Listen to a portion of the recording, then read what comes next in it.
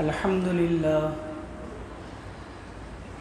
لله كفى وسلام على عباده الذين اصطفى أما بعد فأعوذ بالله من الشيطان الرجيم بسم الله الرحمن الرحيم سبحان الذي أسرى بعبده ليلا من المسجد الحرام إلى المسجد الأقصى صدق الله العظيم وقال رسول الله صلى الله عليه وسلم من أطاعني دخل الجنة ومن عصاني فقد أبى أو كما قال صلی اللہ علیہ وسلم۔ میرے بھائیو، محترم بزرگوں اور دوستو،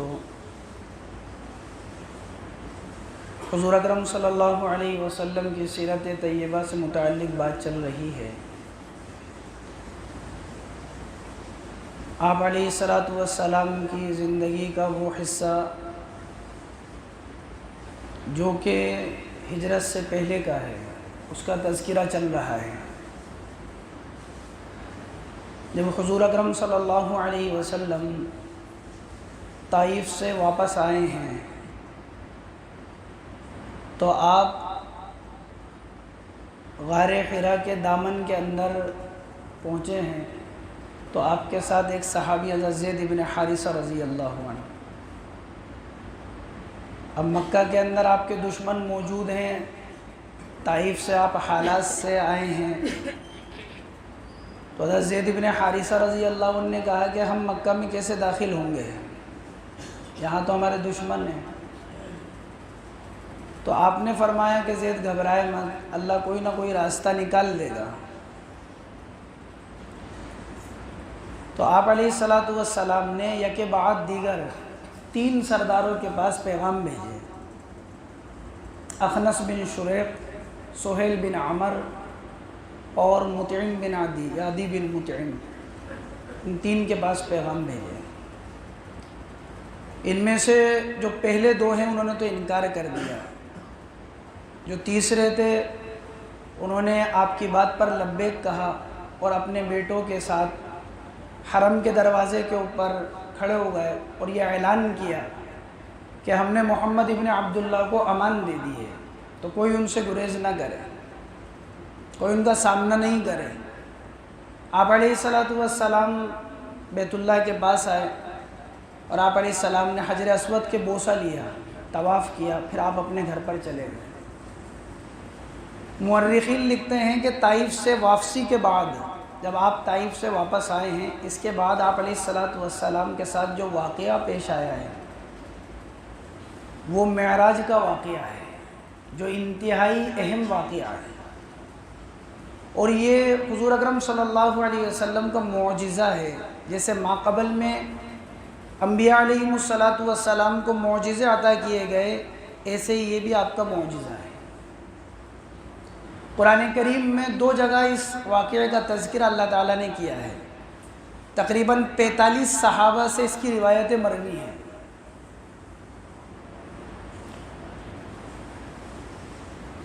مورخین لکھتے ہیں کہ 10 نبوی کے بعد یہ واقعہ پیش آیا۔ کس مہینے میں آیا اس میں بڑا اختلاف ہے، مشہور قول رجب کا ہے، 27 رجب کا، لیکن یہ مشہور قول ہے، متعین قول نہیں ہے۔ آپ علیہ السلام فرماتے ہیں بینما انا فی الحتیم مستجعا، میں حتیم کے اندر لیٹا ہوا تھا، اور بعض روایتوں میں آتا ہے کہ میں ام ہانی کے گھر کے اندر تھا، بعض میں آتا ہے میں اپنے خود کے گھر پر تھا۔ تو آپ فرماتے ہیں کہ یکا یک میں ام ہانی کے گھر میں تھا کہ میں دیکھتا ہوں کہ چھت پھٹتی ہے اور پھٹنے کے بعد وہاں سے فرشتے نازل ہوتے ہیں۔ اللہ تعالیٰ اس واقعے کا تذکرہ قرآن کریم کے اندر کرتے ہیں، سبحان الذی اسری بعبدہ لیلا من المسجد الحرام الی المسجد الاقصی الذی بارکنا حولہ لنریہ من آیاتنا۔ پہلا ہی لفظ ذکر کیا سبحان الذی، سبحان کا لفظ ذکر کیا۔ پاک ہے وہ ذات جس نے اپنے بندے کو راتوں رات سیر کرائی مسجد حرام سے مسجد اقصی تک، ساری انسانیت کو بتایا کہ یہ جو بات ہو رہی ہے کہ ایک رات کے اندر اتنا لمبا سفر تو یہ ہم نے کرایا ہے حضور کو. کس نے؟ کہ اس ذات نے جو پاک ہے. سبحان کا لفظ تذکرہ کر دیا کہ اس ذات نے کرایا ہے جو پاک ہے، ہر چیز کے اوپر قادر ہے. وہ ذات ہے جو آپ کو لے کر جا رہی ہے. اور کہاں تک لے کر گئے؟ کہا کہ زمین سے عرش عظیم تک، کائنات کی منتہا تک سب کو بتایا. جس طرح کائنات کی منتہا عرش عظیم ہے، اسی طرح نبوت کی انتہا محمد الرسول اللہ صلی اللہ علیہ وسلم ہے. کہ آپ آخری نبی ہیں، نبوت کا سلسلہ آپ پر بند کہ یہاں سے چلے ہیں وہاں تک جہاں کائنات کی انتہا ہوتی ہے. نبوت چلی آدم علیہ السلام سے محمد الرسول اللہ تک جہاں نبوت کی انتہا ہوتی ہے. یہ ختم نبوت ہے، یہ اشارہ ہے. علامہ راضی رحمۃ اللہ علیہ نے اپنے والد سے نقل کیا ہے کہ حضور صلی اللہ علیہ وسلم سے پوچھا گیا کہ آپ کو کون سا لقب پسند ہے؟ معراج پر آپ جا رہے ہیں، اللہ نے آپ کو بلایا ہے، کس لقب کے ساتھ آپ کو پکارا جائے؟ آپ نے کہا کہ مجھے عبدیت پسند ہے، بندہ ہونا پسند ہے. تو وہی لقب دیا، سبحان الذی اسری بعبدہ. پاک ہے وہ ذات جس نے اپنے بندے کو سیر کرائی راتوں رات. بعبدہ سے بتایا ساری انسانیت کو کہ محمد الرسول اللہ ہمارے بندے ہیں. کہیں ایسا نہیں ہو کہ تم ان واقعات سے کہیں ان کو خدا کا بیٹا ٹھہرانے لگو، جیسے یہود نے کیا. وقالت الیہود عزیر ابن اللہ وقالت النصارى مسیح ابن اللہ. جیسے نصارہ نے کہا کہ عیسیٰ اللہ کے بیٹے ہیں، یہود نے کہا کہ عزیر اللہ کے بیٹے ہیں. تو بتا دیا یہ ہمارے بندے ہیں، ہمارے نبی ہیں، ہمارے رسول ہیں، ہمارے ساتھ کہیں شریک مت کر دینا ان کو.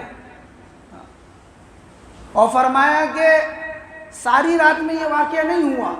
سبحان الذی اسری بعبدہ لیلا، نکرہ کا لفظ لائے، بتایا کہ رات کے تھوڑے سے حصے میں یہ معاملہ ہوا ہے. کیسی ذات ہے، کیسی قدرت والے ہیں کہ تھوڑے سے وقت کے اندر کہ یہ سارا معاملہ ہوا کہ آپ مسجد حرام سے مسجد اقصیٰ، مسجد اقصیٰ سے آسمانوں پر، اور آسمانوں سے عرش معلیٰ اور صریف الاقلام، اور آپ جہاں انتہا ہوتی ہے کائنات کے وہاں تک آپ گئے تھوڑی دیر کے اندر.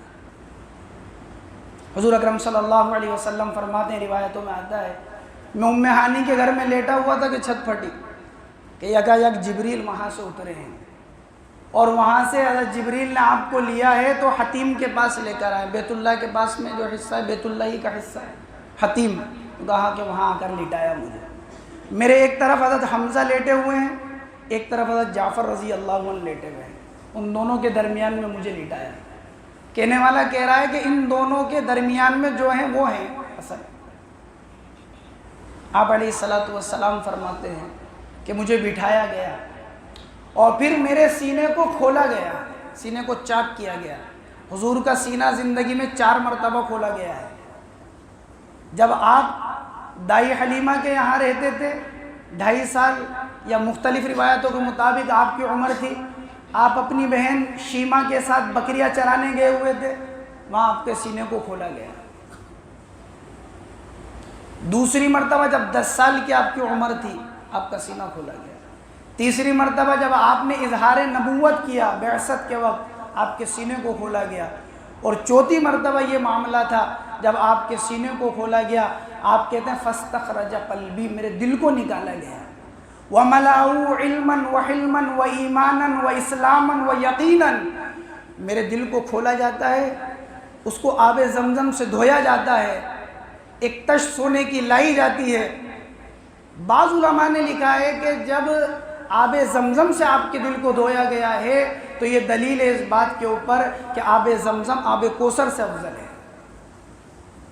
آپ کے دل کو کھولا گیا، فرمایا کہ اس میں علم، حلم، استقامت، اسلام، یقین، یہ ساری چیز کو دل کے اندر ڈالا گیا. پھر آپ کے سینے کو بند کر دیا گیا. ایک سواری لائی جاتی ہے، حضرت جبریل بھی ساتھ ہیں، میکائیل بھی ساتھ ہیں، جس سواری کا نام براق ہے. انتہائی سفید، اور روایتوں میں آتا ہے اس سواری کے بارے میں کہ اس کی رفتار یہ ہے کہ جہاں نظر پڑتی ہے پہلی وہاں پہلا قدم ہوتا ہے اس کا، نظر جہاں پڑے وہاں پہلا قدم، یہ اس کی رفتار ہے۔ خچر سے تھوڑی چھوٹی ہے اور گدھے سے تھوڑی بڑی ہے وہ سواری۔ جیسے ہی حضور اکرم صلی اللہ علیہ وسلم اس پر سوار ہوتے ہیں، آپ بیٹھتے ہیں، وہ شوق کے مارے اچھلنے لگتی ہے۔ حضرت جبریل نے اس سواری کو مخاطب کر کر کہا، کیا تجھے معلوم ہے کہ تیرے اوپر کون سوار ہے؟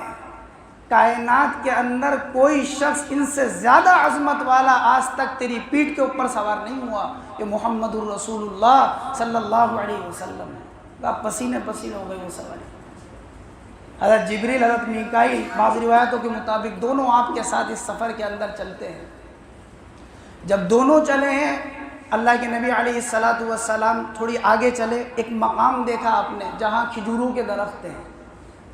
حضرت جبریل نے کہا کہ آپ اتریں یہاں پر اور 2 رکعت نماز پڑھیں۔ اللہ کے نبی علیہ السلام نے 2 رکعت نماز پڑھی۔ نماز سے فارغ ہونے کے بعد آپ نے پوچھا، جبریل کون سا مقام ہے، جگہ کون سی ہے یہ؟ فرمایا یہ یثرب یعنی مدینے کا علاقہ ہے جہاں پر آپ ہجرت کر کر آئیں گے۔ آپ اپنی سواری پہ پھر سوار ہوئے اور پھر آپ آگے چلتے ہیں، ایک جگہ پر آپ کو روکا جاتا ہے۔ حضرت جبریل کہتے ہیں کہ حضور آپ رکیں، یہاں ٹھہریں، 2 رکعت نماز پڑھیں۔ آپ 2 رکعت نماز پڑھتے ہیں، آپ کہتے ہیں میں نے دیکھا کہ وہ علاقہ سفید ہے۔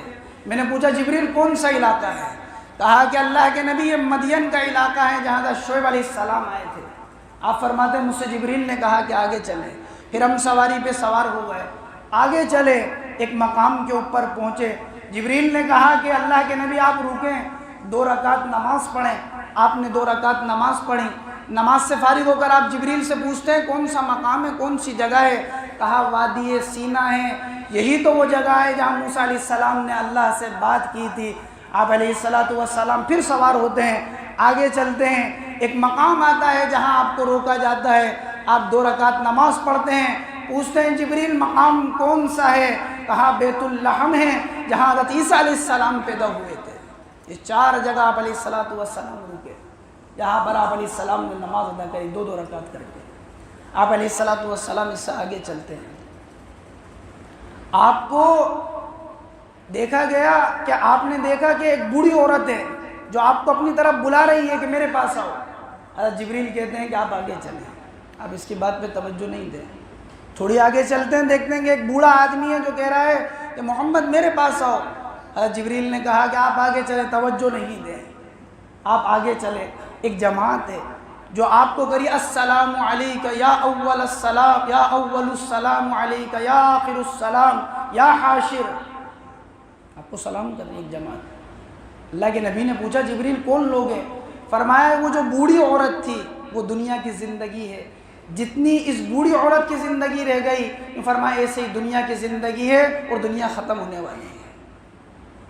کہا کہ وہ بوڑھا شخص، کہا کہ شیطان لعین مردود تھا، آپ کو اپنی طرف مائل کرنا چاہتا تھا۔ اگر آپ ان دونوں کی طرف متوجہ ہو جاتے، آپ کی امت بھی ان کی طرف متوجہ ہو جاتی، یعنی دنیا کی طرف اور شیطان کی طرف۔ حضور متوجہ نہیں ہوئے، جب ہمارا حال یہ ہے کہ ہم متوجہ ہیں۔ آپ نے توجہ نہیں کیا، آپ نے التفات نہیں کیا، آدمی دنیا پہ مر مٹنے کے لیے تیار ہے، ساری کائنات ہی دنیا کو سمجھا ہے۔ آپ نے پوچھا وہ جماعت کون تھی جس نے سلام کیا السلام علیکہ یا اول السلام یا آخر السلام، کون تھی وہ جماعت؟ تو حضرت ابراہیم علیہ السلام، حضرت موسیٰ علیہ السلام اور حضرت عیسیٰ علیہ السلام تھے۔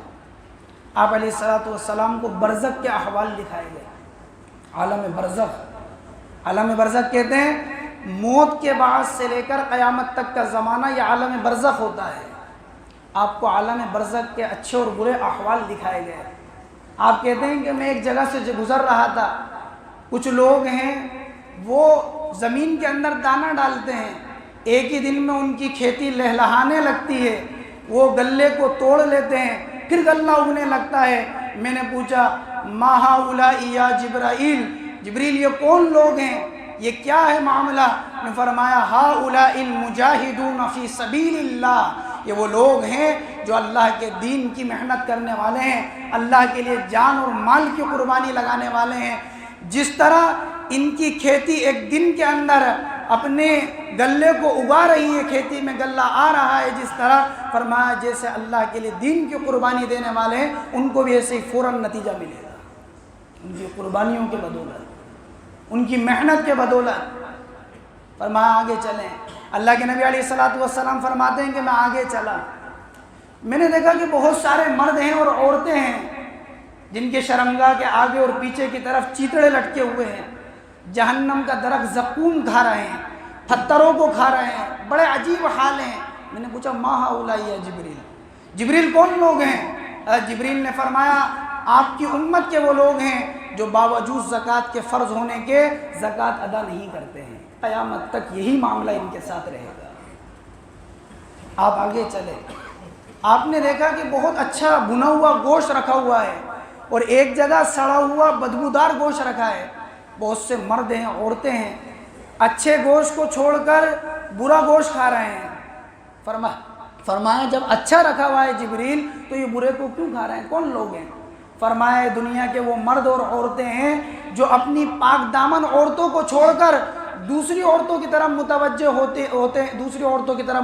ہوتے ہیں، اسی طرح وہ عورتیں ہیں جو اپنے شوہروں کو چھوڑ کر دوسرے مردوں کی طرف متوجہ ہوتی ہیں۔ فرمایا اسی طرح جس طرح سڑا ہوا گوشت ان کو نصیب ہو رہا ہے، یہ کھا رہے ہیں، اسی طرح قیامت تک ان کے ساتھ یہ معاملہ ہو۔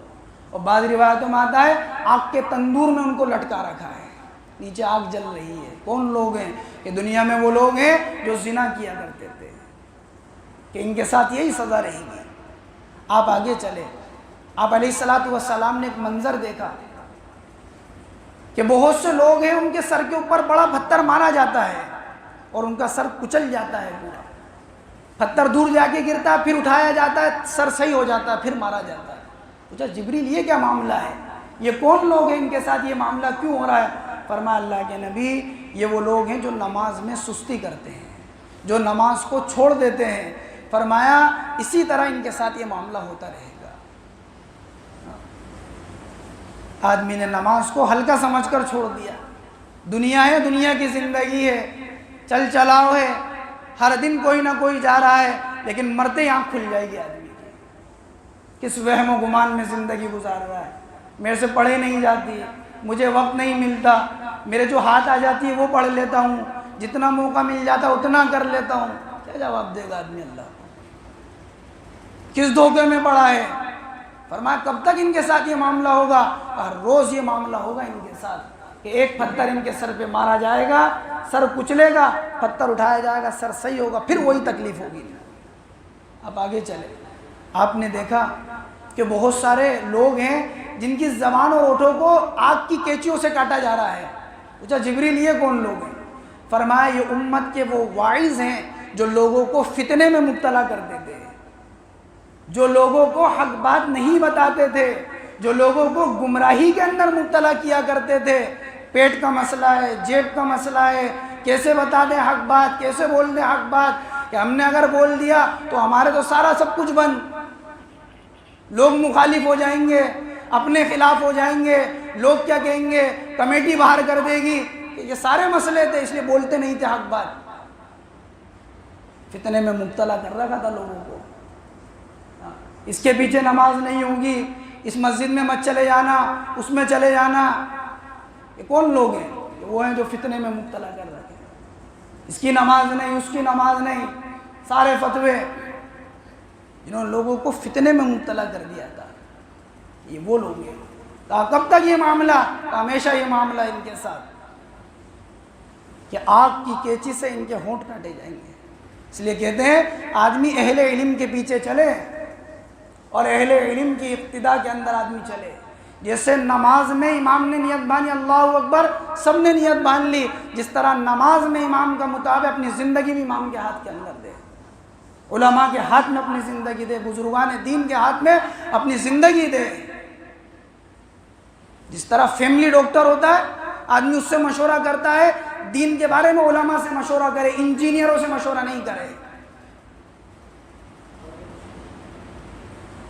ایک دن جو مدرسے میں نہیں گئے، نیٹ کھولا، موبائل کے اندر کچھ دیکھا، اور صبح اخبار بیچنے والے، چائے بیچنے والے، ان سے مشورہ نہیں کریں۔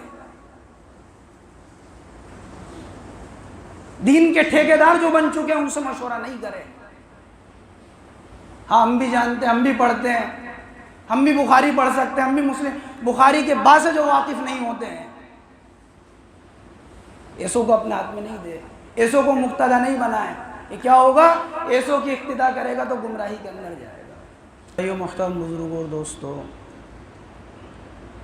حضور اقدس صلی اللہ علیہ وسلم کی سیرت طیبہ سے متعلق بات چل رہی ہے۔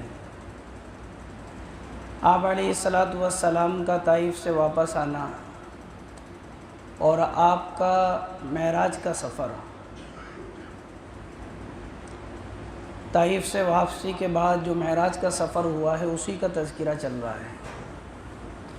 حضور اقدس صلی اللہ علیہ وسلم مسجد حرام سے مسجد اقصیٰ کے لیے چلے ہیں تو عالم برزخ کے احوال آپ کو دکھائے جا رہے ہیں۔ لوگوں کو آپ مختلف حالتوں کے اندر دیکھ رہے ہیں۔ انہی حالتوں میں ایک یہ تھی کہ آپ نے دیکھا کہ بہت سارے مرد اور عورتیں ہیں جن کے پیٹ بہت بڑے ہیں، پیٹ کے بڑے ہونے کی وجہ سے وہ اٹھ بھی نہیں سکتے، زمین پر لیٹے ہوئے ہیں، اور آپ یہ دیکھتے ہیں کہ ان کے پیٹ کے اندر سانپ اور بچھو دوڑ رہے ہیں۔ اللہ کے نبی علیہ السلام نے حضرت جبریل سے پوچھا، ما ہؤلاء یا جبریل، جبریل یہ کیا منظر ہے، یہ کیا معاملہ ہے کہ اٹھ نہیں سکتے اور سانپ اور بچھو ان کے پیٹوں کے اندر دوڑ رہے ہیں؟ تو حضرت جبریل کہنے لگے، اللہ کے نبی، یہ امت کے وہ لوگ ہیں جو سود اور بیاض کھایا کرتے تھے، ان کے ساتھ یہی معاملہ ہوتا رہے گا۔ سود، اس کی حرمت قرآن اور احادیث کے اندر موجود ہے۔ سود کا کم سے کم درجہ اور کم سے کم یہ ہے کہ آدمی اپنی ماں کے ساتھ زنا کرے۔ فرمان کے ساتھ یہ معاملہ ہے۔ حضور اکرم صلی اللہ علیہ وسلم آگے گئے تو آپ نے دیکھا کہ ایک شخص ہے جو گھٹڑی اس کے سر کے اوپر رکھی ہوئی ہے اور وہ اسی کے اندر لکڑیوں کو اور جمع کر رہا ہے، جمع کیے جا رہا ہے، بوجھ ہوئے جا رہا ہے، اور وہ اتنا ہے کہ اٹھا نہیں پا رہا۔ پوچھا کہ یہ کیا معاملہ ہے؟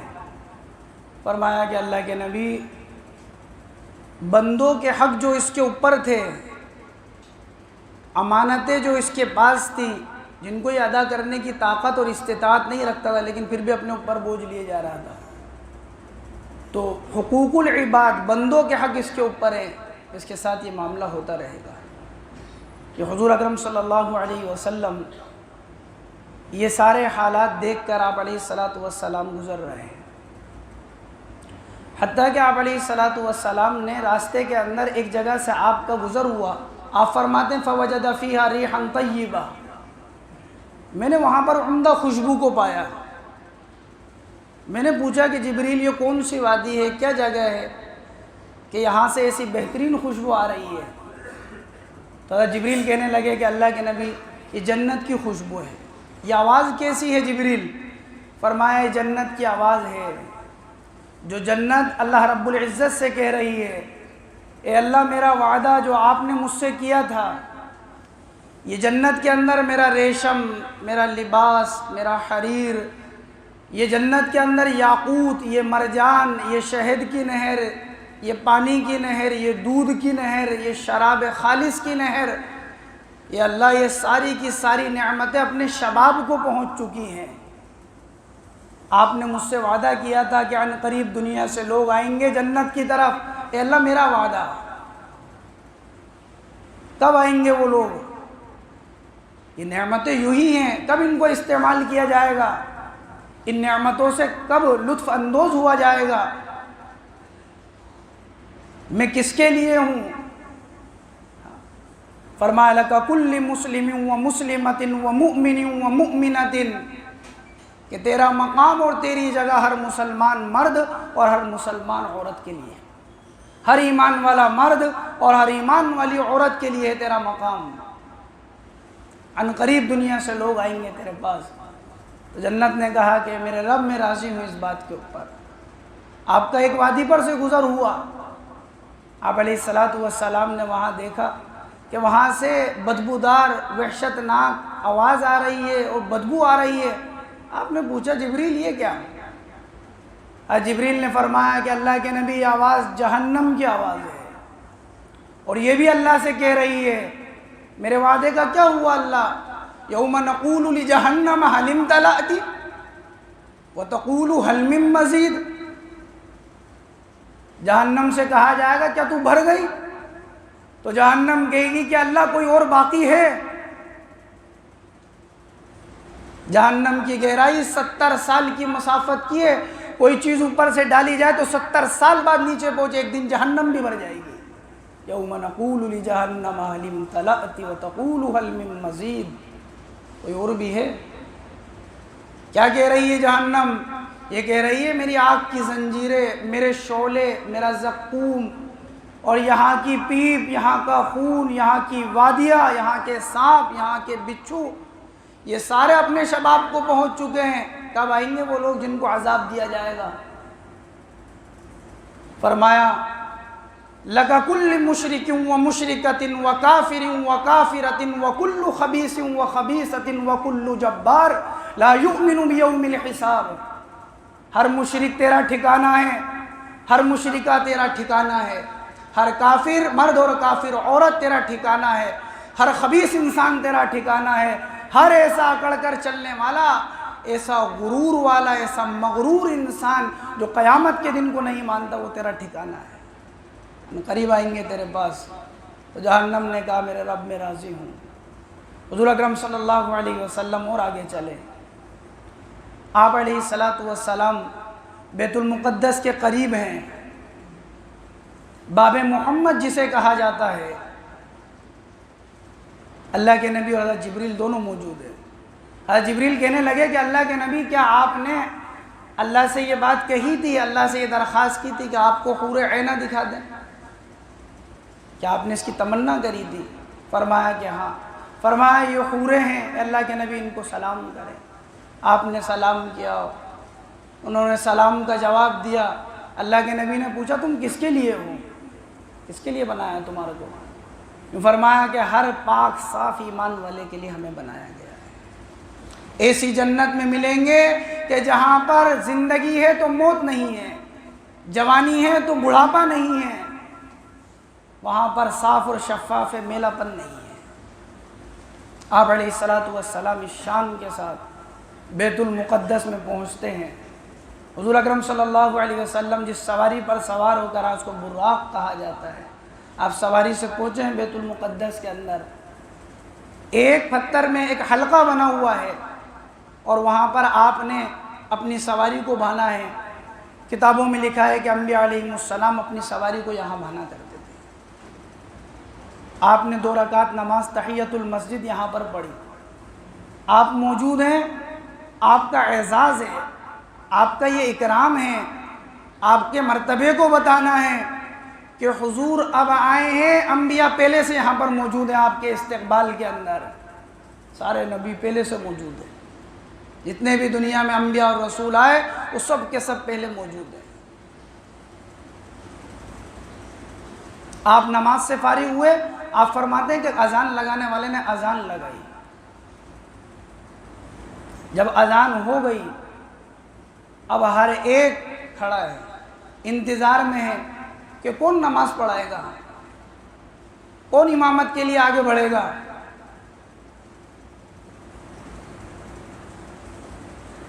اللہ کے نبی علیہ السلام فرماتے ہیں کہ جبریل نے میرے ہاتھ کو پکڑا اور مجھے سارے نبیوں اور سارے رسولوں سے آگے لے جا کے کھڑا کر دیا اور مجھے امام بنا دیا۔ سارے انبیاء سارے رسول پیچھے ہیں۔ روایتوں میں تو یہاں تک آتے ہیں فرشتے بھی اللہ سے اجازت لے کر آئے ہیں، ہم آخری نبی کی اقتداء میں نماز کو ادا کرنا چاہتے ہیں۔ فرشتے بھی موجود ہیں، انبیاء اور رسول بھی موجود ہیں۔ نماز اقصیٰ میں جب پڑھائی تو انبیاء اور رسول یہ کہنے لگے امام ہو تو امام ایسا، نماز ہو تو نماز ایسی ہے۔ آپ نے نماز پڑھائی سارے انبیاء کو، آپ نماز سے فارغ ہوئے اور نماز سے فارغ ہو کر آپ علیہ السلام انبیاء سے ملاقات کرتے ہیں۔ حضرت ابراہیم علیہ السلام سے ملاقات ہوئی۔ حضرت ابراہیم علیہ السلام کہنے لگے الحمدللہ رب العالمین، تمام تعریفیں اس اللہ کے لیے ہیں جو تمام جہانوں کے پالنے والے ہیں، ایک عالم کے نہیں سارے عالم کو پالنے والے ہیں۔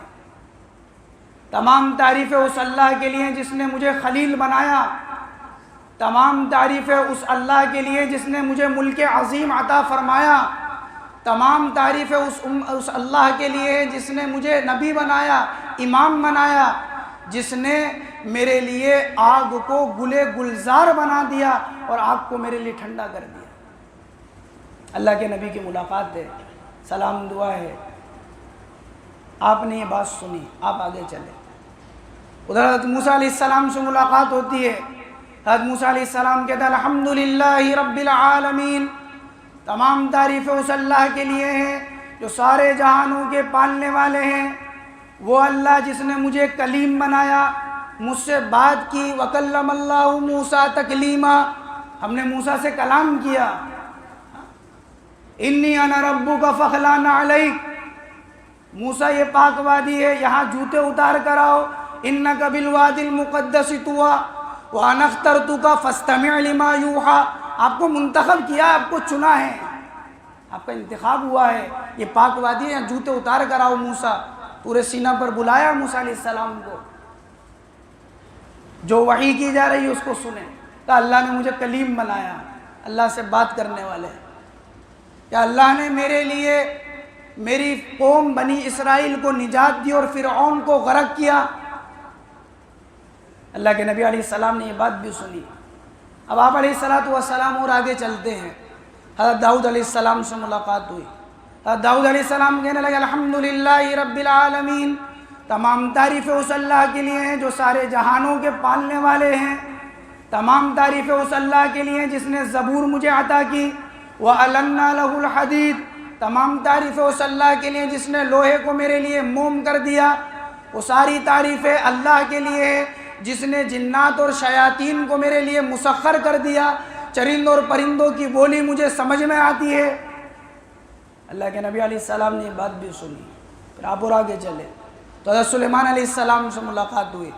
سلیمان علیہ السلام کہنے لگے الحمدللہ رب العالمین، تمام تعریفیں اس اللہ کے لیے ہیں جو سارے جہانوں کے پالنے والے ہیں۔ ملک لا ينبغی لأحد من بعدی، اے اللہ مجھے ایسی حکومت عطا فرما، ایسی بادشاہت عطا فرما، ایسی نبوت عطا فرما کہ اللہ ایسی حکومت ایسی بادشاہت کہ کسی کو نہیں دی گئی ہو۔ پھر کیسی دی؟ فَسَخَّرْنَا لَهُ الرِّيحَ تَجْرِي بِأَمْرِهِ رُخَانَ حَيْثُ أَصَابَ وَالشَّيَاطِينَ كُلَّ بَنَّاءٍ وَغَوَّاصٍ، کیا ہوا، کیا چرندے، کیا پرندے کہ سب ان کے لیے مسخر کر دیے، جنات، شیاطین، ہوا، چرند، پرند سب مسخر کر دیے۔ اللہ کے نبی علیہ السلام نے یہ بات بھی سنی۔ آپ آگے چلے، حدیثہ علیہ السلام سے ملاقات ہوئی۔ حدیثہ علیہ السلام کہنے لگے الحمدللہ رب العالمین، تمام تعریفیں اس اللہ کے لیے ہیں جس نے مجھے کلیمہ بنایا، تمام تعریفیں اس اللہ کے لیے ہیں کہ جس طرح آدم کو بغیر ماں باپ کے پیدا کیا، اس اللہ نے مجھے بغیر والد کے پیدا کیا۔ تمام تعریفیں اس اللہ کے لیے ہیں جس نے مجھے یہ معجزہ دیا کہ مردے سے اگر کہوں کہ قم بإذن اللہ، اللہ کے حکم سے کھڑا ہو جا تو وہ کھڑا ہو جائے۔ تمام تعریفیں اس اللہ کے لیے جس نے مجھے انجیل عطا کی۔ اللہ کے نبی علیہ السلام نے ساری باتیں سنی۔ پھر آپ نے فرمایا کلکم اثنا علی ربی وکل مسن علی ربی، تم میں سے ہر ایک نے اللہ کی تعریف کری ہے، اب میں بھی اپنے رب کی تعریف کرتا ہوں۔ آپ کہنے لگے الحمدللہ الذی ارسلنی رحمتا للعالمین وکافتا للناس بشیرا ونذیرا وانزل علی الفرقان فیہ بیان لکل شیء۔ آپ نے فرمایا تمام تعریفیں اس اللہ کے لیے ہیں، ایک عالم کے لیے نہیں، ایک جہاں کے لیے نہیں، سارے جہاں کے لیے مجھے رحمت للعالمین بنایا۔ وَكَافَّةً لِلنَّاسِ بَشِيرًا وَنَذِيرًا، ایک صوبے کے لیے نہیں، ایک ملک کے لیے نہیں، ایک علاقے کے لیے نہیں، ایک خاندان کے لیے نہیں، فرمایا رہتی دنیا تک کے لیے، ساری انسانیت کے لیے، ساری مخلوق کے لیے، انبیاء، ساری انسانیت، انسان اور جنات اور ملائکہ سب کے لیے مجھے اللہ نے نبی بنایا. کافۃ للناس بشیرا ونذیرا، سب کے لیے رسول بنایا. مجھ پر قرآن کو نازل کیا جو حق اور باطل کے درمیان میں فیصلہ کرنے والا ہے. میری امت کو بہترین امت بنایا، میری امت کو امت وسط بنایا. میری امت آنے کے اعتبار سے آخر میں ہے اور افضلیت کے اعتبار سے سب سے افضل ہے. آپ نے فرمایا اللہ نے مجھے وہ بنایا، میرے لیے میرے سینے کو کھولا، میرے بوجھ کو ہلکا کیا. وَرَفَعْنَا لَكَ ذِكْرَكَ، اور اللہ نے میرے ذکر کو بلند کر دیا. كُلُّكُمْ أَثْنَىٰ عَلَىٰ رَبِّهِ، تم میں سے ہر ایک نے اللہ کی تعریف کری ہے، اب میں اللہ کی تعریف کرتا ہوں. حضرت ابراہیم علیہ السلام کہنے لگے لہذا فضل محمد صلی اللہ علیہ وسلم، کہ اسی وجہ سے محمد صلی اللہ علیہ وسلم کو تم سب پر فضیلت دی گئی ہے. آپ علیہ السلام یہاں سے فارغ ہوئے، مسجد اقصیٰ سے باہر آ رہے تھے تو آپ کو 4 پیالے پیش کیے گئے، ایک دودھ کا، ایک شہد کا، ایک شراب کا، ایک پانی کا. 4 پیالے آپ کو پیش کیے گئے. آپ نے اس میں سے دودھ کے پیالے کو پسند کیا، آپ نے دودھ پیا. روایتوں میں آتا ہے کہ آپ نے شراب کے پیالے کو اس لیے اختیار نہیں کیا کہ اگر آپ شراب کے پیالے کو اختیار کرتے آپ کی امت گمراہ ہو جاتی. جب شراب حرام ہے تو آپ کو یہ پیالہ پیش کیوں کیا گیا؟ اس کی وجہ یہ تھی کہ ابھی تک شراب حرام نہیں ہوئی تھی. شراب حرام ہوئی ہے مدینے میں، اور یہ معراج کا واقعہ مکہ کا. آپ علیہ السلام نے دودھ کو اختیار کیا. یہ معاملہ آپ علیہ السلام کا مسجد حرام سے مسجد اقصیٰ تک ہے. اس کے بعد کی بات انشاءاللہ بقرعید کے بعد آئے گی، آئندہ ہفتے سے بقرعید سے متعلق بات. میرے بھائیو محترم بزرگوں دوستو، سیرت طیبہ کے عنوان سے متعلق بات چل رہی ہے. حضور اکرم صلی اللہ علیہ وسلم کا طائف سے واپس آنا اور آپ علیہ السلام کو اللہ رب العزت نے معراج کے اوپر بلانا. کہ آپ کو جو معراج کے اوپر بلایا گیا اس کا تذکرہ چل رہا ہے. حضور اکرم صلی اللہ علیہ وسلم ایک رات کے اندر مسجد حرام سے مسجد اقصیٰ اور مسجد اقصیٰ سے بیت المعلیٰ، عرش معلیٰ، سدرۃ المنتہیٰ، صریف الاقلام، یہ سارے مقام علیہ السلام نے ایک ہی رات میں دیکھے. حضور اکرم صلی اللہ علیہ وسلم جب بیت المقدس میں انبیاء علیہ السلام کی امامت سے فارغ ہوئے اور انبیاء علیہ السلام نے آپس میں تعارف کرایا، آپ علیہ السلام نے اللہ کی تعریف کی، اپنا تعارف کرایا، تو اس کے بعد آپ علیہ السلام کو آسمانوں پر لے کر گئے، آسمانوں کی سیر کری. اس واقعے کے 2 پہلو ہیں. ایک ہے مسجد حرام سے مسجد اقصیٰ تک، یہ ایک سفر ہے، اور پھر مسجد اقصیٰ سے آسمانوں کے اوپر کا سفر، یہ دوسرا پہلو اس واقعے. اب یہ جو واقعہ ہے اس کا یہ دوسرا پہلو شروع ہے کہ آپ علیہ السلام جب نماز سے فارغ ہوئے تو روایتوں کے اندر آتا ہے کہ آپ کو جس سواری سے مسجد حرام سے لایا گیا جسے غلاب کہا جاتا ہے، اسی سواری سے آپ کا آگے کا سفر طے ہوا. اور بعض روایتوں میں آتا ہے جنت الفردوس سے ایک سیڑھی لائی گئی، یاقوت، زبرجد اور دیگر ہیرے اور جواہرات سے بنی ہوئی، جس کے دائیں بائیں اوپر نیچے فرشتے ہیں. آپ علیہ السلام فرماتے ہیں کہ میں نے اس سیڑھی کو دیکھا کہ انتہائی خوبصورت، انتہائی حسین اور جمیل، ایسی سیڑھی کسی نے دیکھی نہیں. دونوں طرح کی روایت ہے. آپ علیہ السلام فرماتے ہیں کہ مجھے سیڑھی کے اوپر چڑھایا گیا، حضرت جبریل میرے ساتھ ہیں. آپ علیہ السلام حضرت جبریل پہلے آسمان کے اوپر پہنچتے ہیں. پہلے آسمان کے دروازے کو حضرت جبریل نے کھٹکھٹایا. اس آسمان کے دروازے کا نام ہے حفظہ. یہاں جو فرشتہ مقرر ہے اس کو اسماعیل کہتے ہیں، روایتوں میں آتا ہے یقال له اسماعیل، اس کا نام اسماعیل ہے۔ جبریل آسمان کے دروازے کو کھٹکھٹا رہے ہیں، فرشتے نے پوچھا من ھذا، کون ہے؟ کہا کہ میں جبریل ہوں۔ ومن معک، آپ اکیلے ہیں یا آپ کے ساتھ کوئی اور بھی ہے؟ فرمایا میرے ساتھ محمد صلی اللہ علیہ وسلم تشریف لے گئے۔ وہ فرشتہ کہنے لگا وقد ارسل الیک، کیا ان کو بلانے کے لیے، ان کی طرف پیغام کے لیے کیا آپ کو بھیجا گیا تھا، ان کو بلایا گیا ہے یہاں پر؟ جبریل نے کہا کہ ہاں ان کو بلایا گیا ہے، یہ معزز مہمان ہیں، یہ تو وہ مہمان ہیں کہ جو مقام ان کو دیا گیا ہے وہ تو کسی کو دیا ہی نہیں گیا، ہاں ان کو بلایا گیا ہے۔ اس فرشتے کے بارے میں آتا ہے اس فرشتے کی ماں تحتی کے اندر 12,000 فرشتے ہیں، اسے اسماعیل کہا جاتا ہے، اور ان میں سے ہر ایک فرشتے کی ماں تحتی میں 12,000 فرشتے ہیں۔ آپ علیہ السلام کو سلام کے لیے پہلے آسمان کا دروازہ کھولا گیا، آپ اور جبریل جیسے ہی اندر داخل ہوئے ہیں تو فرشتوں نے کہا مرحبا مرحبا، خوش آمدید، تشریف لائیے، بہت اچھا کیا آپ آ گئے، آپ کا آنا بڑا مبارک ہے۔ اللہ کے نبی علیہ السلام فرماتے ہیں کہ میں نے وہاں پر دیکھا کہ وہاں پر آدم علیہ السلام موجود ہیں۔ جبریل نے آدم کا تعارف کرایا کہ یہ آدم ہے جو تمہارے والد ہیں، کیونکہ آدم تو تمام انسانیت کے والد ہیں، آپ ان کو سلام کریں۔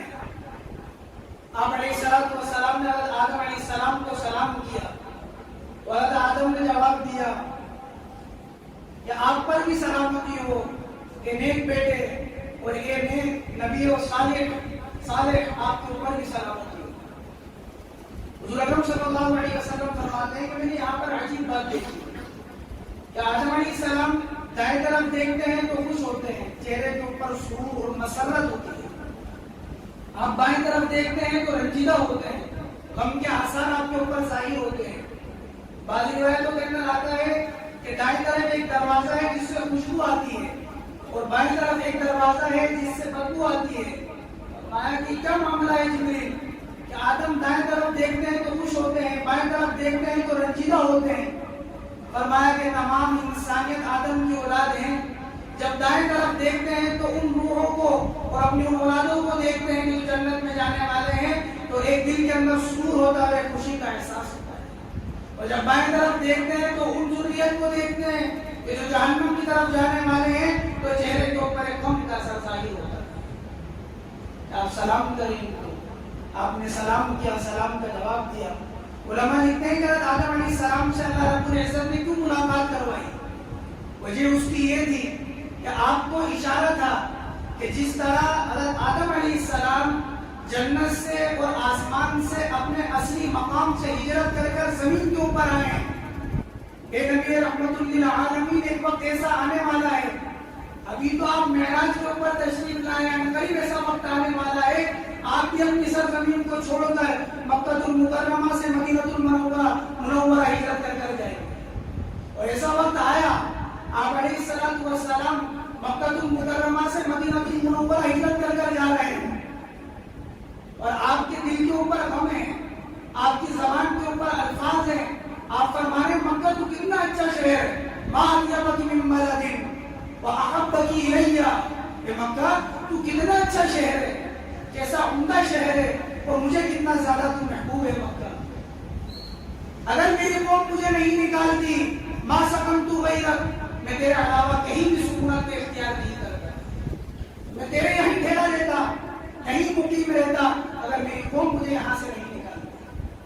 آپ مڑتے تھے اور بیت اللہ کو دیکھتے تھے، حتیٰ کہ وہ مقام بھی آیا کہ جہاں پر آپ علیہ السلام ہجرت کر کر عام راستے سے علیہ راستے سے جا رہے ہیں، اور اس مقام پر پہنچے ہیں جناب رسول اللہ صلی اللہ علیہ وسلم جہاں پر مکہ اور مدینہ کی سڑکیں مل جاتی ہیں، ادھر دیکھتے ہیں تو مدینہ ہے اور ادھر دیکھتے ہیں تو مکہ ہے، کہ مکے سے آئے ہیں مدینے جا رہے ہیں، اپنا ملک چھوڑ رہے ہیں، اپنا وطن چھوڑ رہے ہیں، جن کے اوپر ہمیں اور اللہ آیتوں کو نزول فرما رہے ہیں، ان الذی فرض علیک القرآن لَنَعَدُّكَ إِلَىٰ مَعَادٍ، محمد صلی اللہ علیہ وسلم آپ اپنا ملک چھوڑ رہے ہیں، ہم جانتے ہیں آپ کو غم ہو رہا ہے، ہم جانتے ہیں آپ کو تکلیف ہو رہی ہے، آپ کے اوپر یہ رنج کا عالم ہے، محمد صلی اللہ علیہ وسلم آپ بے فکر ہو جائیں۔ وہ ذات جس نے قرآن کی ذمہ داری آپ کے اوپر ڈالی ہے، وہ آپ کو ایک دن مدینے سے فاتح مکہ بنا کر واپس لے کر آئے گا، غم نہ کریں۔ اب واپس آئے ہیں سناٹ کے اندر، فرمایا کہ حضرت آدم سے ملاقات اس لیے کہ بتانا ہے، یہ تو آپ کے والد لیکن اشارہ ہے کہ ہجرت کریں گے آپ، جیسے آدم آئے ہیں جنت سے، جیسے آپ بھی ہجرت کریں گے۔ حضور اکرم صلی اللہ علیہ وسلم کی یہاں ملاقات ہوئی، حضرت جبریل نے کہا کہ آگے چلے اللہ کے نبی، آپ علیہ الصلوۃ والسلام آگے تشریف لے کر گئے، آپ دوسرے آسمان کے دروازے پر پہنچے، حضرت جبریل نے دروازہ کھٹکھٹایا تو اندر سے آواز آئی کہ من ھذا، کہا کہ میں جبریل ہوں، کہا کہ ومن معک، اکیلے ہو یا کوئی تمہارے ساتھ ہے، کہا کہ میرے ساتھ محمد صلی اللہ علیہ وسلم تشریف لائے، کہا کہ ان کو بلایا گیا ہے، کہا کہ ہاں ان کو بلایا گیا ہے، پیغام بھیجا گیا ہے، یہ آئے نہیں ہے، ان کو تو بلایا گیا ہے۔ کہا دروازہ کھولا گیا، فرشتوں نے کہا مرحبا مرحبا، خوش آمدید، بڑا اچھا کیا آپ آ گئے، آپ کا آنا بڑا مبارک، بڑا بابرکت۔ آپ علیہ الصلوۃ والسلام فرماتے ہیں کہ میں نے وہاں دیکھا کہ حضرت یحییٰ اور حضرت عیسیٰ علیہ السلام کو میں نے وہاں پر دیکھا۔ حضرت جبریل نے کہا کہ یہ یحییٰ ہیں اور یہ عیسیٰ ہیں، آپ ان کو سلام کریں۔ آپ علیہ الصلوۃ والسلام نے ان کو سلام کیا تو دونوں نے جواب دیا، نیک بھائی کے اوپر سلامتی ہو، نبی صالح کے اوپر سلامتی ہو۔ علماء لکھتے ہیں کہ دوسرے آسمان کے اوپر حضرت یحییٰ اور حضرت عیسیٰ علیہ السلام سے کیوں ملاقات کریں گے؟ وجہ اس کی یہ لکھی کہ حضرت عیسیٰ سے ملاقات اس لیے کرائی گئی، اللہ کے نبی علیہ السلام نے ارشاد فرمایا تھا تمام نبیوں میں سب سے زیادہ عیسیٰ بن مریم کے میں قریب ہوں، مجھے سب سے زیادہ قربت ہے۔ عیسیٰ وہ ہیں کہ جو آخر زمانے کے اندر آئیں گے اور آسمان سے نازل ہوں گے اور دجال کو قتل کریں گے اور حضور صلی اللہ علیہ وسلم کی شریعت کو امت کے اندر نافذ کریں گے۔ ایک لطیف اشارہ اس بات کی طرف بھی تھا کہ جس طرح یہود حضرت عیسیٰ علیہ السلام کو طرح طرح کی مکاریاں کر کے آپ کو تکلیف پہنچانا چاہتے تھے، ہر وقت آپ کے خلاف پلان بنایا کرتے تھے، فرمایا محمد صلی اللہ علیہ وسلم جب آپ مدینے چلے جائیں گے تو یہود آپ کے ساتھ بھی یہ معاملہ کریں گے، آپ کو بھی تکلیف پہنچائیں گے، کبھی زبانی تکلیف پہنچائیں گے اور کبھی بدن کے ذریعے سے تکلیف پہنچائیں گے، ہاتھ کے ذریعے سے تکلیف پہنچائیں گے۔ حضور بیٹھے مجلس کے اندر، صحابہ آپ کے سامنے موجود ہیں، کوئی صحابی کبھی مجلس کے اندر آنے میں دیر ہو جاتی تو آپ علیہ السلام سے کہتے اللہ کے نبی ہماری رعایت کریں، جو بات آپ نے کہی ہے وہ دوبارہ کہتے ہیں، اور یہود بھی وہاں پر موجود ہوتے، صحابہ کہتے راعنا، کہ اللہ کے نبی ہماری رعایت کریں، اور یہود کہتے راعنا راعنا، کہ جس کے معنی اے چروائے اے چروائے۔ صحابہ سمجھتے نہیں کہ یہ کون سی زبان بول رہے ہیں اور کس زبان کا الفاظ ہے، اور یہود خوش ہوتے اس بات کو کہتے، تو صحابہ وہ لفظ کہتے ہیں کیونکہ جانتے نہیں کہ اس کا کیا مطلب۔ حضور اکرم صلی اللہ علیہ وسلم کے اوپر آیت نازل ہوئی، یا ایھا الذین آمنوا لا تقولوا راعنا وقولوا انظرنا واسمعوا، اے ایمان والو تمہارا مقصد تو یہ نہیں نبی کو تکلیف پہنچانا، یہ مدعو یہود یہ پہنچانا چاہتے ہیں آپ کو تکلیف، اپنے دل کو تسلی دے رہے ہیں الفاظ کے ذریعے سے، لیکن پھر بھی تم یہ لفظ مت کہو راعنا بھی مت کہو، بلکہ تم یہ کہو وقولوا انظرنا، اے نبی جی ہماری طرف نظر کرم فرمائیے، تاکہ کسی طرح کا ایک کو شرارت کا موقع نہیں ملے۔ آپ آ رہے ہیں اللہ کے راستے سے، آپ کو گوشت کے اندر زہر ملا کر دیتے ہیں، کس کی شرارت ہے؟ آپ کے بالوں کے اوپر کس نے ڈھنگ لگائی تھی؟ تو سورہ فلق اور سورہ ناس نازل ہوئی، یہ سب یہودیوں کی شرارت تھی۔ کہا محمد صلی اللہ علیہ وسلم کہ کہ آپ کی ملاقات عیسیٰ سے اس لیے علماء نے لکھا کہ جس طرح آپ عیسیٰ کو یہودی شرارتوں کے ذریعے سے پریشان کر رہے تھے لیکن بگاڑ کچھ نہیں سکے، ایسے یہود آپ کو پریشان تو کریں گے لیکن اللہ آپ کی حفاظت کرے گا۔ آپ علیہ السلام فرماتے ہیں کہ میں تیسرے آسمان کے اوپر گیا اور وہاں پر وہی معاملہ، جبریل نے آسمان کا دروازہ کھٹکھٹایا، پوچھا کہ تیرا من حاضر، کون ہے؟ کہا کہ میں جبریل ہوں۔ آپ کے ساتھ کون ہے؟ میرے ساتھ محمد صلی اللہ علیہ وسلم ہے۔ کیا ان کو بلایا گیا ہے؟ ہاں یہ آئے ہیں، ان کو بلایا گیا ہے، اللہ کی طرف سے پیغام ہے ان کو۔ اللہ کے نبی فرماتے ہیں ہم تیسرے آسمان میں داخل ہوئے تو میں نے دیکھا کہ وہاں پر یوسف علیہ السلام، جبریل نے کہا کہ یہ یوسف ہے، ان کو سلام کریں۔ اللہ کے نبی نے سلام کیا، یوسف نے سلام کا جواب دیا کہ نیک بھائی کے اوپر سلامتی ہو، نبی صالح کے اوپر سلامتی ہو۔ آپ نے فرمایا کہ میں نے یوسف کو دیکھا کہ وہ انتہائی حسین اور جمیل ہے، اللہ کی مخلوق کے اندر میں نے دیکھا کہ کوئی ایسا نہیں ہے، یہ خوبصورتی اللہ نے آپ کو عطا فرمائی کہ آپ کو حسن کا ایک بڑا حصہ دیا گیا ہے۔ وہ قرآن کہتا ہے نا، جب مصر کے محل کے اندر زلیخا نے عورتوں کو بلایا تھا کہ تم مجھے ملامت کرتے ہو اس بات کے اوپر کہ میں یوسف پر فریفتہ ہو گئی، آؤ میرے محل کے اندر ایک دسترخوان لگتا ہے اور وہاں سے یوسف کو گزارا جائے گا، تم تو پھل کاٹ کر صرف یوسف کو دیکھنا ہے۔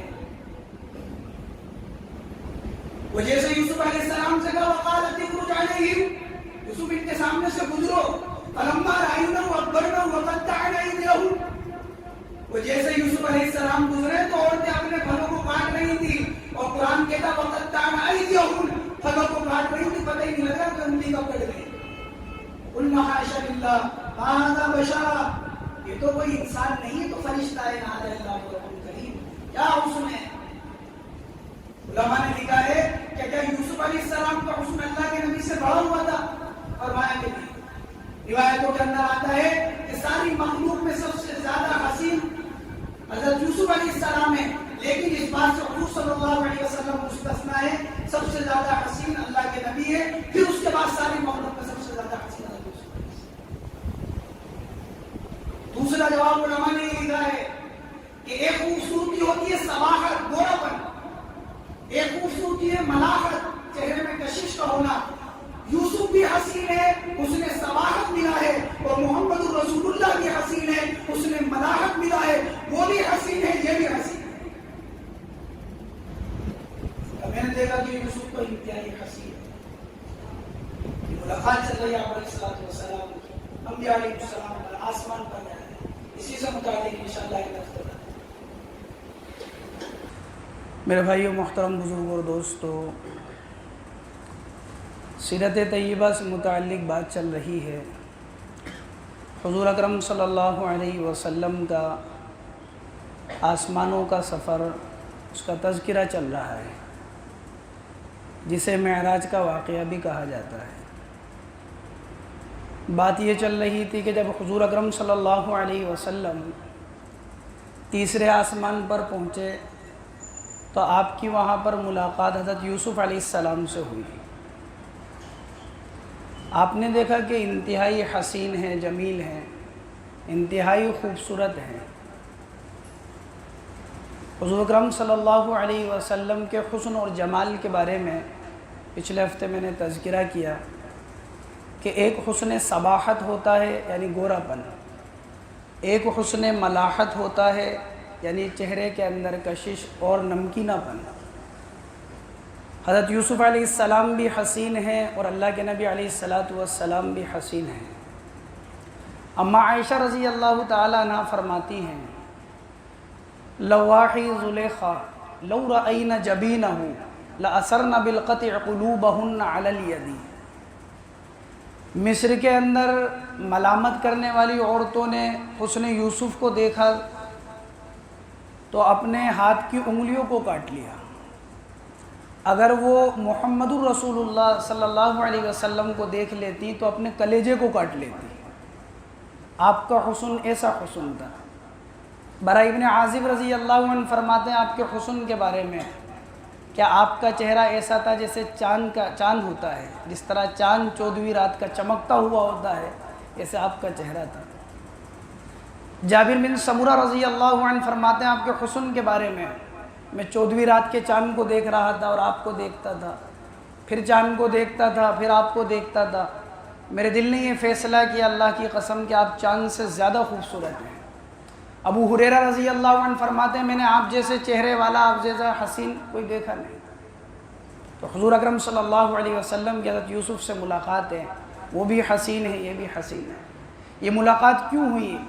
علماء نے اس کی وجہ لکھی ہے کہ جس طرح حضرت یوسف علیہ السلام کو اپنے بھائیوں سے حالات سے دوچار ہونا پڑا، اپنے بھائیوں کی وجہ سے، کہ بھائی نے بھائی کے لیے پلان بنایا، اقتلوا یوسف کو قتل کر دو، یا یہ کہ اس کو کہیں ڈال کر آ جاؤ، یا کنویں کے اندر ان کو ڈال دو، کہ بھائی کے لیے پلان بنا رہے ہیں۔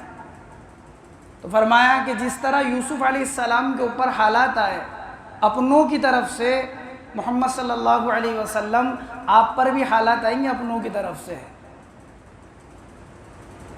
سب سے آپ علیہ السلام نے خطبہ دیا، اور آپ کے خطبے کے اندر جب آپ نے یہ بات کہ یا ایھا الناس قولوا لا الہ الا اللہ، اے لوگو لا الہ الا اللہ کہو کامیاب ہو جاؤ گے، تو مخالفین میں آواز بلند کرنے والا ایک شخص تھا جس کو دنیا ابو لہب کہتی ہے، اور یہ حضور صلی اللہ علیہ وسلم کے رشتے میں چاچا لگتا ہے، کہ جیسے ان کو اپنوں سے مخالفت کا سامنا کرنا پڑا، حالات آئے اپنوں کی طرف سے، آپ کے اوپر بھی حالات آئیں گے۔ دنیا ان مخالفین میں ایک مخالف کو ام جمیل کہتی ہے کہ جو حضور صلی اللہ علیہ وسلم کے رشتے کے اندر چاچی لگتی ہے، کہ مخالفین ہیں، یہ اپنوں کی طرف سے حالات ہیں۔ لیکن آپ گھبرائے نہیں اللہ کے نبی، جس طرح یوسف علیہ السلام کو ہم نے غلبہ دے دیا، اور یوسف علیہ السلام کو غلبہ دے کر ہم نے آپ کی فوقیت، آپ کی افضلیت، آپ کی افادیت، آپ کے فائدے کو ساری دنیا کو بتا دیا، آپ گھبرائے نہیں۔ آپ جس دین کو لے کر آئے ہیں، آپ جس دین کی محنت کو لے کر آئے ہیں، جس کام کو لے کر آئے ہیں، اللہ اس کام کو بھی ایسے ہی غلبہ دیں گے۔ جس طرح یوسف علیہ السلام نے اپنے بھائیوں سے درگزر کا معاملہ کیا، آپ بھی ایسا ہی کریں گے، آپ بھی ایسا ہی معاملہ کریں گے، اور ایسا ہی ہوا۔ یوسف علیہ السلام نے اپنے بھائیوں کے لیے کیا کہا تھا؟ لا تثریب علیکم اليوم، آج تم پر کوئی ملامت نہیں ہے، آج تم سے بدلہ نہیں لوں گا میں، اللہ تمہاری اور میری مغفرت فرمائے۔ یہی کا یہی معاملہ سن 8 کے اندر مکہ فتح ہوتا ہے۔ ایک صحابی سعد بن عبادہ رضی اللہ عنہ، اسلام کا جھنڈا ہاتھ کے اندر ہے، اور ایک نعرہ انہوں نے لگایا الیوم یوم الملاحمہ، آج بدلے کا دن ہے، آج مکہ فتح ہے، کل ہمیں یہاں پر ستایا جاتا تھا، ہمارے لوگوں کو پریشان کیا جاتا تھا، گرم تپتی ہوئی ریت کے اوپر لٹایا جاتا تھا، سینے پہ چٹان رکھ دی جاتی تھی، آگ کے انگاروں پر لٹایا جاتا تھا۔ کیا ہوا؟ آج ہمارا دن ہے، الیوم یوم الملاحمہ، آج بدلے کا دن ہے۔ اللہ کے نبی علیہ السلام نے فرمایا کس نے یہ نعرہ لگایا؟ فرمایا کہ جی سعد بن عبادہ رضی اللہ عنہ کا یہ نعرہ ہے۔ آپ نے کہا ان سے جھنڈا لے لو، اور آپ نے ان سے جھنڈا لے کر ان کے بیٹے کو دیا، اور آپ علیہ السلام نے فرمایا ان سے کہو یہ کہیں الیوم یوم المرحمہ، آج رحم کا دن ہے، آج بدلے کا دن نہیں ہے، آج معافی کا دن ہے۔ انہوں نے کہا تھا الیوم تستحل الکعبہ، آج کعبے میں ہر چیز جائز ہے، ہم جو چاہیں گے وہ کریں گے، آج بدلہ لے لیں گے۔ اللہ کے نبی علیہ السلام نے فرمایا یوں کہو الیوم تقصی الکعبہ، آج کعبے کی عزت کا دن ہے، الیوم یوم بر و وفاء، آج نیکی کا دن ہے، آج احسان کا دن ہے، لا تثریب علیکم اليوم، آج کسی سے کوئی بدلہ نہیں لیا جائے گا، یغفر اللہ لنا ولکم، اللہ تمہاری اور میری مغفرت فرمائے، وہو ارحم الراحمین، وہ اللہ بڑے رحم کرنے والے ہیں۔ اذهبوا فانتم الطلقاء، جاؤ مکہ کی سرزمین والے جاؤ، آج تم سب کے سب آزاد ہو۔ کیا ہوگا تم نے جو کچھ معاملہ کیا ہوگا؟ آپ نے اعلان کیا من دخل فی دار ابی سفیان فهو آمن، جو ابو سفیان کے گھر میں داخل ہو جائے، جو سب سے بڑا دشمن ابو سفیان، کہا جو ابو سفیان کے گھر میں داخل ہو جائے اس کو امن ہے۔ من اغلق الباب فهو آمن، جو اپنے دروازے کو بند کر لے اس کو امن ہے۔ من دخل الکعبہ، جو کعبے میں داخل ہو جائے فهو آمن، اس کو امن ہے۔ کہا کہ جیسے یوسف علیہ السلام کو غلبہ ہوا آپ کو غلبہ ہوگا، جیسے انہوں نے درگزر کا معاملہ کیا آپ بھی یہ کریں گے۔ اللہ کے نبی علیہ الصلوۃ والسلام فرماتے ہیں کہ مجھے حضرت جبریل مجھے آسمانوں کے اوپر لے کر جا رہے ہیں اور چوتھے آسمان کے اوپر ہم پہنچے ہیں۔ دروازہ کھٹکھٹایا، اندر سے کسی نے پوچھا من، کون؟ کہا کہ میں جبریل ہوں۔ کہ آپ کے ساتھ کون ہے؟ کہا میرے ساتھ محمد صلی اللہ علیہ وسلم ہے۔ وقد ارسل الیہ، کیا ان کو بلایا گیا ہے؟ حضرت جبریل کہنے لگے کہ ہاں ان کو بلایا گیا ہے۔ اللہ کے نبی علیہ الصلوۃ والسلام فرماتے ہیں جیسے ہی میں چوتھے آسمان میں داخل ہوتا ہوں فَإِذَا فِيهَا إِدْرِيسُ علیہ السلام، میں نے دیکھا کہ وہاں ادریس علیہ السلام موجود ہے۔ اللہ کے نبی علیہ السلام سے حضرت جبریل کہنے لگے کہ حضرت ادریس ہیں، ان کو سلام کریں۔ اللہ کے نبی علیہ السلام نے سلام کیا، انہوں نے جواب دیا کہ نیک نبی کے اوپر، نبی صالح پر اور نیک بھائی کے اوپر سلامتی ہو۔ علماء نے لکھا کہ اللہ تعالیٰ نے آسمانوں کے اوپر حضرت ادریس سے کیوں ملاقات کرائی اللہ کے نبی کی؟ فرمایا کہ وجہ اس کی یہ ہے کہ خط و کتابت کے ذریعے سے جو اللہ کا پیغام ملوک اور بادشاہوں اور سلاطین کے پاس پہنچانے والے ہیں اور اس کے جو موجد ہیں وہ حضرت ادریس علیہ السلام ہیں۔ بتانا مقصود یہ تھا نبی علیہ الصلوۃ والسلام کو کہ اللہ کے نبی آپ اپنی زبان کے ذریعے سے اعلاء کلمت اللہ اور لوگوں تک اللہ کے دین کو پہنچا رہے ہیں، اللہ آپ سے یہ بھی کام لیں گے کہ لوگوں کو آپ خط کے ذریعے سے اللہ کا دین پہنچائیں گے۔ اور پھر کیا ہوا؟ سن 6 کے اندر اور سن 7 کے اندر آپ علیہ الصلوۃ والسلام نے مصر کے بادشاہ شاہ مقوقس کی طرف، شاہ حبشہ کی طرف، آپ علیہ الصلوۃ والسلام نے کسریٰ کی طرف، آپ نے قیصر کی طرف، آپ نے دنیا کے بادشاہ اور سلاطین کی طرف خطوط لکھے اور اللہ کے پیغام کو عام کیا۔ سب سے کہا کہ میں اللہ کا رسول ہوں اور اللہ ایک ہے، اس کی وحدانیت کا اقرار کرو۔ اللہ کے نبی علیہ الصلوۃ والسلام فرماتے ہیں کہ حضرت جبریل نے کہا کہ آگے چلیں۔ میں آگے چلا اور اوپر والے آسمان پر گئے، 5ویں آسمان پر، وہی معاملہ سارا۔ دروازہ کھٹکھٹایا، پوچھا قیل من، کون ہے؟ کہا کہ میں جبریل ہوں، آپ کے ساتھ کون ہے؟ میرے ساتھ محمد صلی اللہ علیہ وسلم ہے۔ کہ یہ آئے ہیں؟ ہاں ان کو بلایا گیا یہ آئے۔ اللہ کے نبی علیہ السلام فرماتے ہیں ہم 5ویں آسمان میں داخل ہوئے فَإِذَا فِيهَا ہارون علیہ السلام، تو میں نے دیکھا کہ وہاں ہارون علیہ السلام موجود ہے۔ حضرت ہارون موجود ہیں وہاں پر۔ حضرت جبریل کہنے لگے یہ ہارون علیہ السلام ہیں، اللہ کے نبی ان کو سلام کریں۔ آپ علیہ الصلوۃ والسلام نے سلام کیا، انہوں نے جواب دیا، انہوں نے کہا کہ نیک بھائی کے اوپر اور نبی صالح کے اوپر سلامتی ہو۔ علماء نے لکھا کہ اللہ تعالیٰ نے حضرت ہارون علیہ السلام سے کیوں ملاقات کرائی اللہ کے نبی کی؟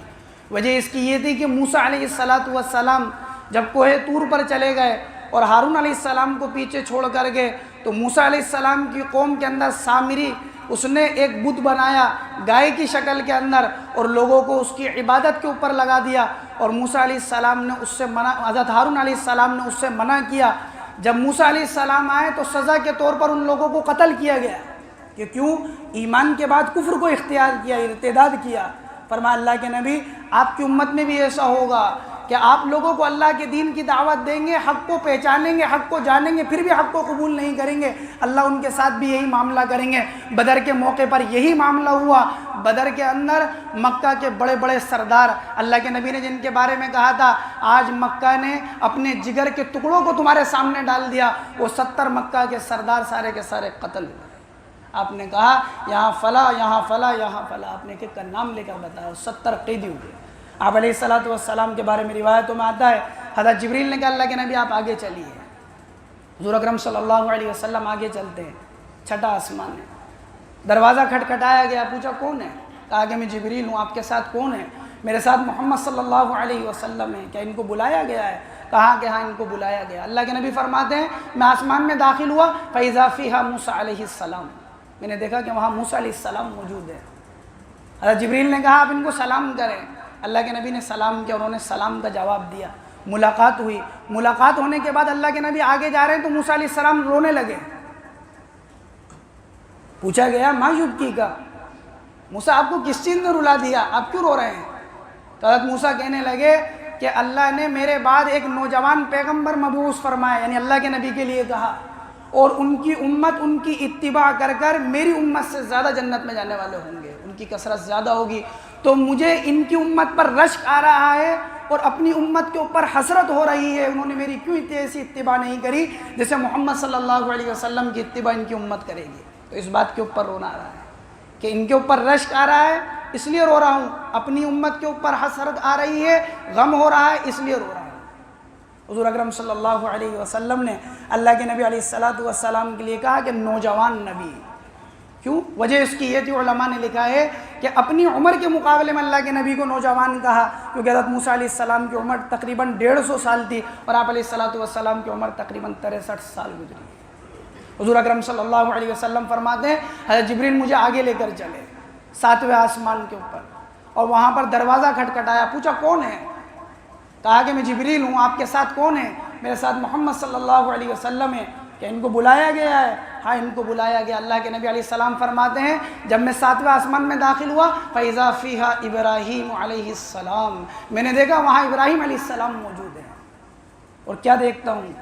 حضرت جبریل کہنے لگے ان کو سلام کریں، یہ آپ کے والد ہیں۔ اللہ کے نبی حضرت اسماعیل کی پشت میں سے ہیں، اور حضرت اسماعیل حضرت ابراہیم کی اولاد ہیں، کہ یہ آپ کے والد ہیں، ان کو سلام کریں۔ اللہ کے نبی نے سلام کیا تو حضرت ابراہیم نے سلام کا جواب دیا، نیک صالح نبی پر اور نیک بیٹے کے اوپر، بیٹا کہا اللہ کے نبی علیہ السلام کو، کہا سلامتی ہو۔ آپ فرماتے ہیں میں نے دیکھا کہ ابراہیم علیہ السلام بیت المعمور کے ٹیک لگا کر بیٹھے ہیں۔ بیت المعمور جس طرح زمین کے اوپر بیت اللہ ہے، لوگ اس کا طواف کرتے ہیں، 7ویں آسمان کے کعبے کا نام ہے بیت المعمور، جہاں فرشتے طواف کرتے ہیں۔ یہاں طواف کرتے ہیں، نمبر دوبارہ آتا ہے، وہاں 70,000 فرشتے روزانہ طواف کرتے ہیں۔ ایک مرتبہ طواف کرتے ہیں، قیامت تک دوبارہ کبھی نمبر نہیں آئے گا۔ آپ نے فرمایا میں نے وہاں 2 رکعت نماز ادا کری۔ علماء نے لکھا کہ اللہ کے نبی حضرت ابراہیم کو بیت المعمور پر کیوں جگہ ملی؟ فرمایا دنیا کے اندر اللہ کے گھر بیت اللہ کی تعمیر کری تھی حضرت ابراہیم نے، حضرت اسماعیل نے، اس نسبت سے اللہ تعالیٰ نے حضرت ابراہیم کو 7ویں آسمان پر جگہ دی، اور بیت المعمور یہ زمین کا کعبہ، اس کو آپ نے تعمیر کیا، آپ نے بنایا، ہم اس کے بدل میں آپ کو دیتے ہیں آسمانوں کے کعبے کے اوپر جگہ۔ یہاں علیہ السلام کی ملاقات حضرت ابراہیم سے ہوئی۔ حضرت ابراہیم سے ملاقات کا کیا راز تھا، اس سے متعلق انشاءاللہ ان ہفتے بات آئی۔ میرے بھائیوں، محترم بزرگوں اور دوستو، حضور اکرم صلی اللہ علیہ وسلم کی سیرت طیبہ سے متعلق بات چل رہی ہے۔ حضور اکرم صلی اللہ علیہ وسلم کا آسمانوں پر جانا، آپ علیہ السلام کا عالم برزخ کے احوال کو دیکھنا، اس کا تذکرہ چل رہا تھا، جسے معراج کا واقعہ بھی کہا جاتا ہے۔ حضور اکرم صلی اللہ علیہ وسلم جب 7ویں آسمان پر پہنچے تو آپ کی وہاں پر ملاقات حضرت ابراہیم علیہ السلام سے ہوئی۔ سلام دعا کے بعد حضرت ابراہیم علیہ السلام نے اللہ کے نبی علیہ السلام سے ارشاد فرمایا کہ محمد صلی اللہ علیہ وسلم آپ اپنی امت کو میری طرف سے سلام کہنا، اور آپ یہ بھی کہنا کہ جنت کی جو مٹی ہے وہ بہت عمدہ ہے، بہت پاکیزہ ہے، اور یہاں کے درخت اور یہاں کے پودے سبحان اللہ، الحمدللہ، لا الہ الا اللہ، اللہ اکبر، یہ یہاں کے پودے ہیں، جس کا جتنا دل چاہے اتنا لگا لے۔ تو آپ اپنی امت کو سلام کہنا اور یہ بتانا کہ جنت کی جو مٹی ہے وہ عمدہ ہے، پاکیزہ ہے، خوشبودار ہے، اور یہاں کے جو پودے ہیں وہ سبحان اللہ، الحمدللہ، لا الہ الا اللہ، اللہ اکبر، یعنی جتنا آدمی اللہ کی تسبیح، اس کی بڑائی، اس کی پاکی، اس کی تحلیل، اس کی تسبیح بیان کرے گا، اتنا ہی اس کے لیے جنت میں درخت پودے لگائے جائیں گے۔ علماء نے لکھا ہے کہ حضرت ابراہیم علیہ السلام سے ملاقات کی وجہ کیا تھی، آخر کیوں ملاقات کرائی گئی؟ اس کی وجہ یہ ہے کہ بیت اللہ کی تعمیر حضرت ابراہیم علیہ السلام نے کی۔ اللہ کے نبی علیہ السلام سے آخر میں ملاقات اس لیے کرائی گئی کہ اب آپ کو حجۃ الوداع، آخری حج جسے کہا جاتا ہے، آپ علیہ السلام نے حج کی فرضیت کے بعد ایک ہی حج کیا جسے حجۃ الوداع کہتے ہیں، جس میں کم و بیش 1.25 لاکھ کا مجمع صحابہ کا آپ کے ساتھ تھا، تو اس کی طرف اشارہ تھا کہ آپ حجۃ الوداع آخری حج کریں گے، اس لیے آپ کی ملاقات کرائی گئی، کیونکہ بیت اللہ کی تعمیر کرنے والے ابراہیم علیہ السلام نے۔ آسمانوں کے اوپر بیت المعمور، آسمان کا کعبہ، اس کے ٹیک جس نے لگایا انہیں ابراہیم علیہ السلام کہتے ہیں۔ حضور اکرم صلی اللہ علیہ وسلم فرماتے ہیں کہ 7ویں آسمان ہی کے اوپر کی سطح کی طرف مجھے لے جایا گیا تو حضرت جبریل نے کہا کہ اللہ کے نبی یہ سدرۃ المنتہا ہے، اس جگہ کا نام ہے سدرۃ المنتہا۔ اللہ کے نبی علیہ السلام فرماتے ہیں میں نے اس جگہ کو دیکھا تو وہاں ایک بیری کا درخت ہے۔ روایتوں میں آتا ہے کہ وہ بیری کا درخت اتنا گھنا ہے اور اتنا لمبا ہے، جو فرمایا کہ اگر 70 سال تک ایک آدمی تیز رفتاری سے گھوڑے کو دوڑائے، اپنی سواری کو دوڑائے، تو 70 سال میں بھی اس کے سائے کو پار نہیں کر سکتا۔ اللہ کے نبی علیہ السلام نے فرمایا وہ جو بیری کا درخت تھا، ایک مقام کا نام لیا حجر، آپ نے فرمایا وہاں کے جیسے مٹکے ہوتے ہیں ویسے اس کے بیر تھے۔ آپ نے فرمایا اس بیری کے درخت کے پتے ایسے تھے جیسے کہ ہاتھی کے کان ہوتے ہیں۔ اللہ قرآن کریم کے اندر اس واقعے کا تذکرہ فرماتے ہیں وَالنَّجْمِ إِذَا هَوَىٰ مَا ضَلَّ صَاحِبُكُمْ وَمَا غَوَىٰ، قسم ہے ستاروں کی جب کہ وہ ڈوب جائے۔ محمد صلی اللہ علیہ وسلم راہ سے ہٹے ہوئے نہیں ہیں۔ وَمَا يَنْطِقُ عَنِ الْهَوَىٰ، اللہ کے نبی تو وہ بولتے ہیں جو ہم ان کی طرف وحی کرتے ہیں۔ إِنْ هُوَ إِلَّا وَحْيٌ يُوحَىٰ، جو وحی کی جاتی ہے وہ بولتے ہیں، اور یہ خود نہیں بولتے ہیں، ان کو تو فرشتہ سکھاتا ہے۔ عَلَّمَهُ شَدِيدُ الْقُوَىٰ ذُو مِرَّةٍ فَاسْتَوَىٰ وَهُوَ بِالْأُفُقِ الْأَعْلَىٰ ثُمَّ دَنَا فَتَدَلَّىٰ فَكَانَ قَابَ قَوْسَيْنِ أَوْ أَدْنَىٰ۔ جبریل کے بارے میں بعض مفسرین نے کہا کہ اللہ رب العزت کے بارے میں یہ آیت ہے، بعض نے کہا جبریل کے بارے میں یہ آیت ہے کہ ان کو تو ایک طاقتور فرشتہ سکھاتا ہے، بتاتا ہے، وہ ان کو تعلیم دیتا ہے، اور ایسا نہیں ہے کہ اس فرشتے کو انہوں نے آج دیکھا ہے بلکہ اس سے پہلے بھی دیکھ چکے ہیں۔ حضرت جبریل کو اللہ کے نبی علیہ السلام نے اصل صورت کے اندر زندگی میں 2 مرتبہ دیکھا ہے۔ حضرت جبریل باقی جو آیا کرتے تھے اللہ کے نبی علیہ السلام کے پاس، حضرت دحیہ کلبی رضی اللہ عنہ کی شکل میں آیا کرتے تھے، ایک صحابی تھے حضرت دحیہ کلبی، ان کی شکل میں آیا کرتے تھے۔ روایتوں میں آتا ہے کہ حضرت جبریل کا نام عبداللہ ہے، میکائیل کا نام عبید اللہ ہے۔ آسمانوں کے اندر حضرت جبریل کو خادم رب عز وجل، اللہ کا خادم، خدمت گزار کہا جاتا ہے، اس کے حکم کا ماننے والا۔ فرشتوں میں سب سے افضل جبریل ہیں، سب سے اعلیٰ مرتبہ۔ اللہ کے نبی نے ایک مرتبہ سوال کیا، جبریل کیا تو نے رب کو دیکھا ہے، اپنے خالق، اپنے مالک کو دیکھا ہے؟ اور جبریل کہنے لگے میں اللہ کو کیسے دیکھ سکتا ہوں، میرے اور ان کے درمیان میں 70,000 پردے نور کے، 70 یا 70,000 کے ہیں کہ اگر میں ایک کے بھی قریب ہو گیا تو جل کر راکھ ہو جاؤں گا، میں کیسے دیکھ سکتا ہوں؟ رو رہے ہیں جبریل اور میکائیل۔ اللہ کی طرف سے ارشاد ہوا کہ کیوں رو رہے ہو جبریل؟ کہا کہ اللہ تیرے عذاب کے ڈر کی وجہ سے رو رہے ہیں، ہوں گے آسمانوں کے اندر افضل ہوں گے، لیکن اللہ کی پکڑ ہے، اللہ کا عذاب ہے کہ ہم اس سے معمون نہیں ہیں، بے خوف نہیں ہیں، اس سے ڈر ہے، وہ ڈر رلا رہا ہے۔ روایتوں کے اندر آتا ہے کہ اللہ نے حضرت جبریل کو ایسا بنایا کہ ایک کندھے سے لے کر دوسرے کندھے تک اگر ایک پرندے کو جو تیز رفتار ہو اور اس کو اڑایا جائے تو فرمایا ایک کندھے سے دوسرے کندھے تک، ایک روایت کے مطابق 500 سال لگیں گے پہنچنے میں، ایک روایت کے مطابق 600 سال لگیں گے پہنچنے کے اندر، یا 700 سال لگیں گے، مختلف روایتیں۔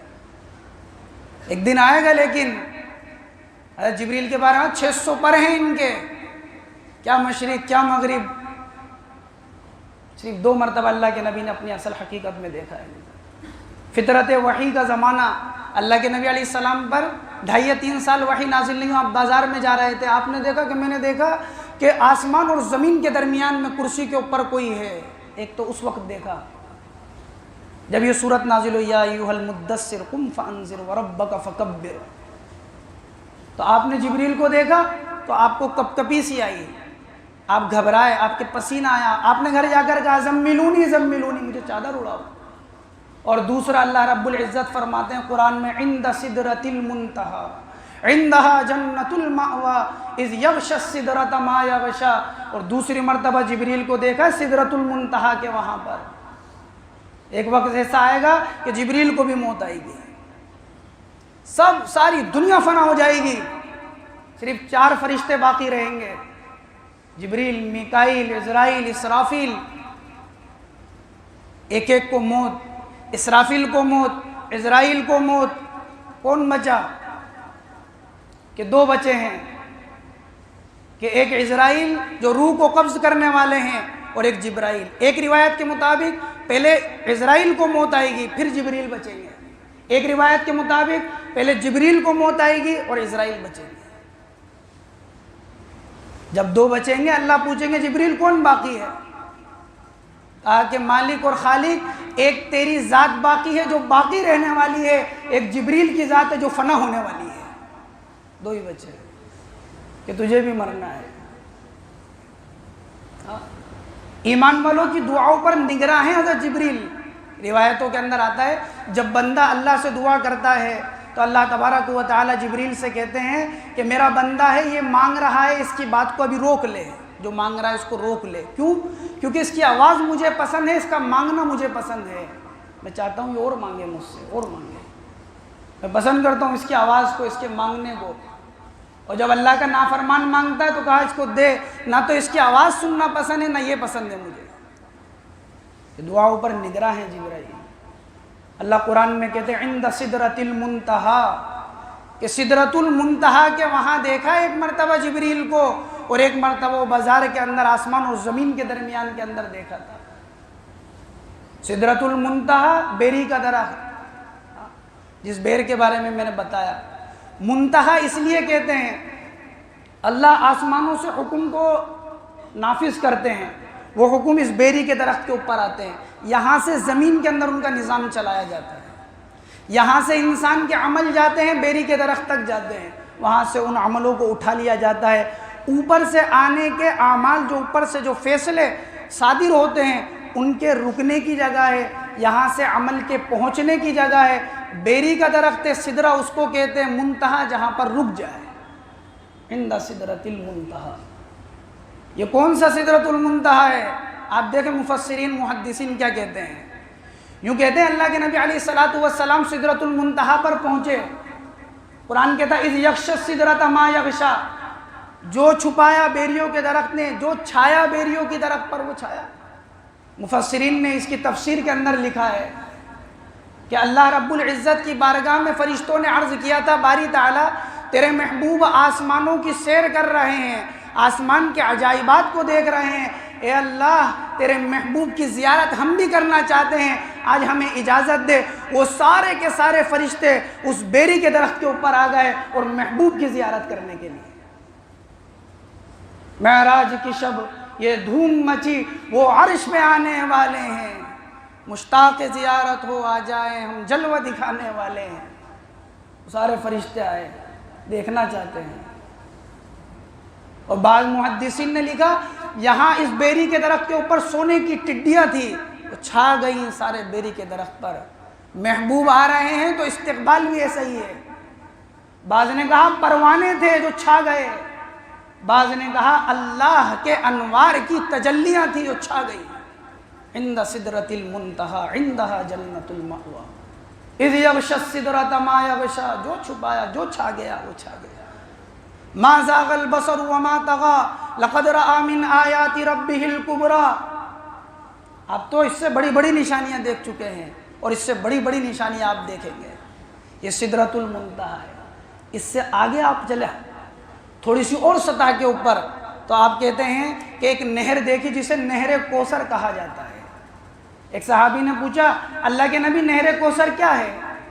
آپ نے فرمایا نہر کوثر جنت کی ایک نہر ہے جس کا پانی دودھ سے زیادہ سفید ہے، شہد سے زیادہ میٹھی ہے۔ آپ نے فرمایا اس کا جو گاڑا ہے وہ مشک کا ہے، زمین جو ہے وہاں سے مشک کی خوشبو آتی ہے۔ بعض روایتوں میں آپ نے فرمایا اس کے کنارے سونے چاندی کے ہیں، بعض میں کہا یاقوت اور زمرجد کے ہیں، کہا اس کے پیالے سونے اور چاندی اور یاقوت کے ہیں، آسمانوں کے ستاروں کی طرح بے شمار ہیں۔ اللہ کے نبی نے فرمایا میں نے اس سے پیا پانی تو مجھے میٹھا لگا شہد سے زیادہ۔ آپ نے فرمایا میں نے پانی پیا، دودھ سے زیادہ سفید تھا اس کا پانی، اور مشک کی خوشبو تھی اس کے اندر۔ اللہ قرآن میں کہتے ہیں اِنَّا أَعْطَيْنَاكَ الْكَوْثَرَ، محمد صلی اللہ علیہ وسلم آپ کو ہم نے حوض کوثر عطا فرمایا۔ یہ حوض کوثر، یہ نہر کوثر کہا جنت کے درمیان میں سے چلے گی، 7ویں آسمان کی سطح پر آپ کو نہر کوثر دکھائی جاتی ہے، آپ اس کا پانی پیتے ہیں۔ اسی سے متعلق انشاءاللہ ان ہفتے اور بات آئے گی۔ میرے بھائیو، محترم بزرگوں اور دوستو، سیرت طیبہ کا عنوان چل رہا ہے اور اسی میں معراج کے واقعے کا تذکرہ چل رہا ہے۔ حضور اکرم صلی اللہ علیہ وسلم کا مسجد حرام سے مسجد اقصیٰ اور وہاں سے آسمانوں کا سفر، اس کا تذکرہ چل رہا ہے۔ جب حضور اکرم صلی اللہ علیہ وسلم سدرۃ المنتہا پر پہنچے اور وہ وہاں پر جو کچھ معاملے اور جو کچھ باتیں پیش آئی جن کا تذکرہ پچھلے ہفتے ہوا تھا، تو آپ علیہ الصلاۃ والسلام کو سدرۃ المنتہا کے وہاں جنت دکھائی گئی۔ مشکات شریف کی روایت کے اندر اللہ کے نبی علیہ الصلاۃ والسلام نے فرمایا میں نے جنت کو دیکھا کہ جنت کی جو مٹی ہے اس میں مشک کی خوشبو آتی ہے،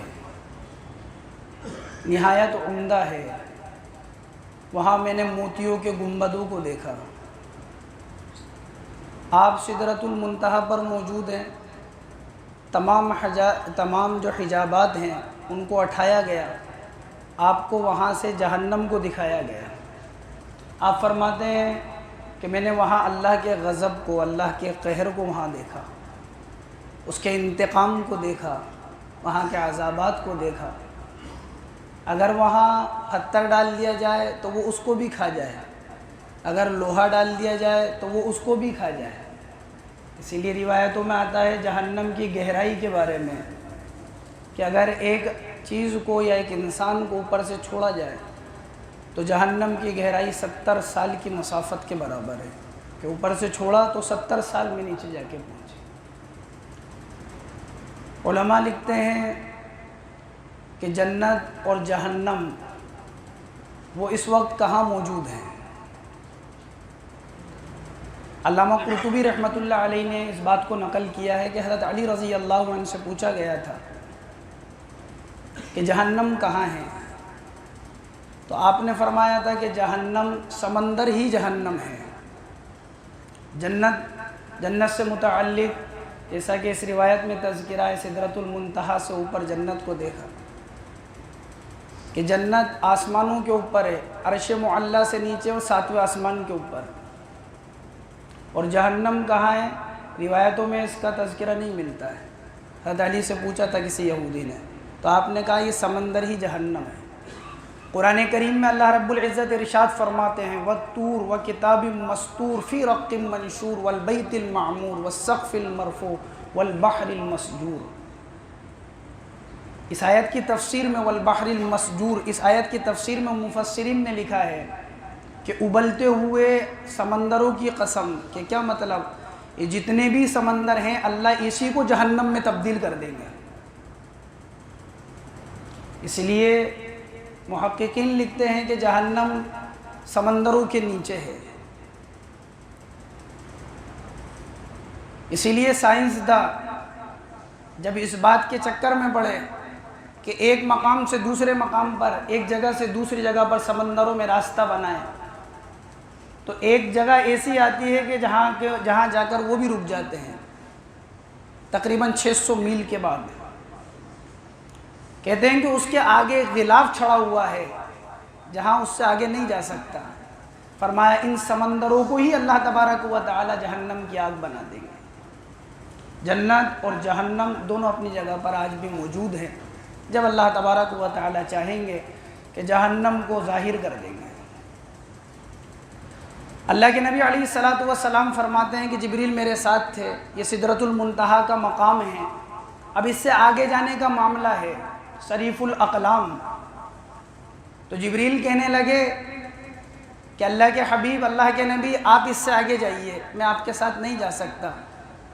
حضور نے فرمایا کہ جبریل، کیا ایک دوست دوسرے دوست کا سفر کے درمیان کے اندر کیا اس طرح ساتھ چھوڑ دیتا ہے؟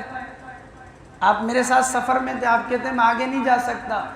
فرمایا بات یہ ہے اللہ کے نبی، اگر میں آگے چلا گیا تو میں جل کر راکھ ہو جاؤں گا، میرا مقام اور میری حد یہیں تک ہے، اس سے آگے میں نہیں جا سکتا۔ یہ تو آپ کا مقام ہے کہ اللہ تبارک و تعالیٰ نے آپ کو اس سے بھی آگے بلایا ہے، ورنہ جبریل تو جل کر راکھ ہو جائے گا۔ آپ جائیے۔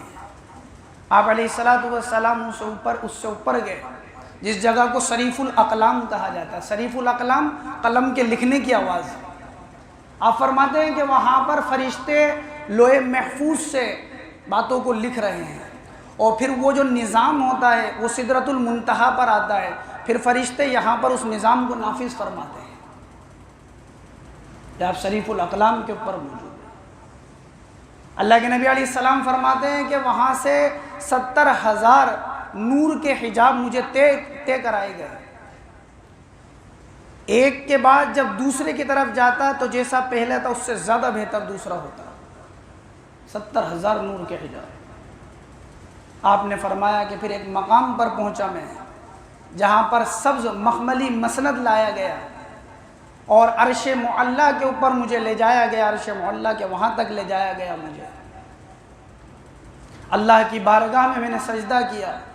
قرآن کہتا ہے فَكَانَ قَابَ قَوْسَيْنِ أَوْ أَدْنَىٰ فَأَوْحَىٰ إِلَىٰ عَبْدِهِ مَا أَوْحَىٰ۔ ایک کمان یا دو کمان کا فاصلہ رہ گیا، جو ہم نے اپنے بندے کی طرف وحی کی، جو وحی کرنی تھی۔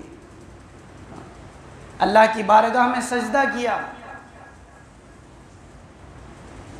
اور کہا التحیات للہ والصلوات والطیبات۔ تمام قولی عبادتیں یعنی جو کہہ کر کی جاتی ہیں، تمام بدنی عبادتیں جو جسم سے کی جاتی ہیں، تمام مالی عبادتیں جو مال خرچ کر کے کی جاتی ہیں، اے اللہ وہ سب تیرے لیے ہیں۔ التحیات للہ، تمام وہ ساری عبادتیں جو میں زبان سے کہوں، والصلوات، تمام وہ ساری عبادتیں جو میرا جسم ادا کرے، والطیبات، تمام وہ سارا مال جو تیرے لیے لگاؤں میں اللہ، وہ سب کچھ تیرے لیے ہے۔ اور بعض نے تو کیا بہترین اس کا ترجمہ کیا ہے، کہتے ہیں کہ اللہ تمام قولی عبادتیں تیرے لیے ہیں، اب اس زبان کے اوپر تیرے علاوہ کسی اور کا نام جاری نہیں ہوگا۔ یہ زبان اگر کہے گی تو ایک اللہ سے ہونے کو کہے گی، اللہ کے غیر کا لفظ اس زبان کے اوپر جاری نہیں ہوگا۔ والصلوات، تمام بدنی عبادتیں اللہ تیرے لیے ہیں۔ یہ بدن، یہ ماتھا، یہ پیشانی اگر ٹکے گا اور سجدہ کرے گا تو بارگاہ الہی میں صرف سجدہ ہوگا، اس کے علاوہ جتنی بھی چوکٹیں ہیں ان ساری چوکٹوں سے بے نیاز ہے یہ سر، وہاں نہیں جھکے گا یہ سر، صرف اور صرف تیرے آگے جھکے گا۔ والطیبات، تمام مالی عبادتیں، جتنی بھی میری منتیں تھی، جتنے بھی میرے نیاز تھی، جتنے بھی چھڑاوے تھے، وہ سارے کے سارے اللہ صرف اور صرف تیرے ہی لیے ہوں گے، تیرے ہی نام پر ہوں گے۔ تیرے علاوہ کسی اور کے نام پر نہ چھڑاوا ہوگا، نہ تیرے علاوہ کسی اور کے نام کی منتیں اور نیاز ہوں گے، ہر کام تیرے لیے۔ جب اللہ کے نبی علیہ الصلوۃ والسلام نے یہ باتیں کہیں تو اللہ کی طرف سے ارشاد ہوا السلام علیک ایھا النبی۔ 3 باتیں کہیں آپ نے، قولی عبادت، بدنی عبادت، مالی عبادت، اللہ کی طرف سے 3 باتیں ارشاد ہوتی ہیں۔ السلام علیک ایھا النبی، اے نبی آپ پر سلامتی ہو، ورحمۃ اللہ، اللہ کی رحمت ہو، وبرکاتہ، اور اللہ کی برکتیں آپ کے اوپر ہوں۔ جب یہ بات ہوئی تو آپ نے فوراً کہا، اللہ کے نبی علیہ الصلوۃ والسلام نے السلام علینا، ہم پر بھی سلامتی ہو، وعلی عباد اللہ الصالحین، اے اللہ تیرے نیک بندے کے اوپر بھی سلامتی ہو۔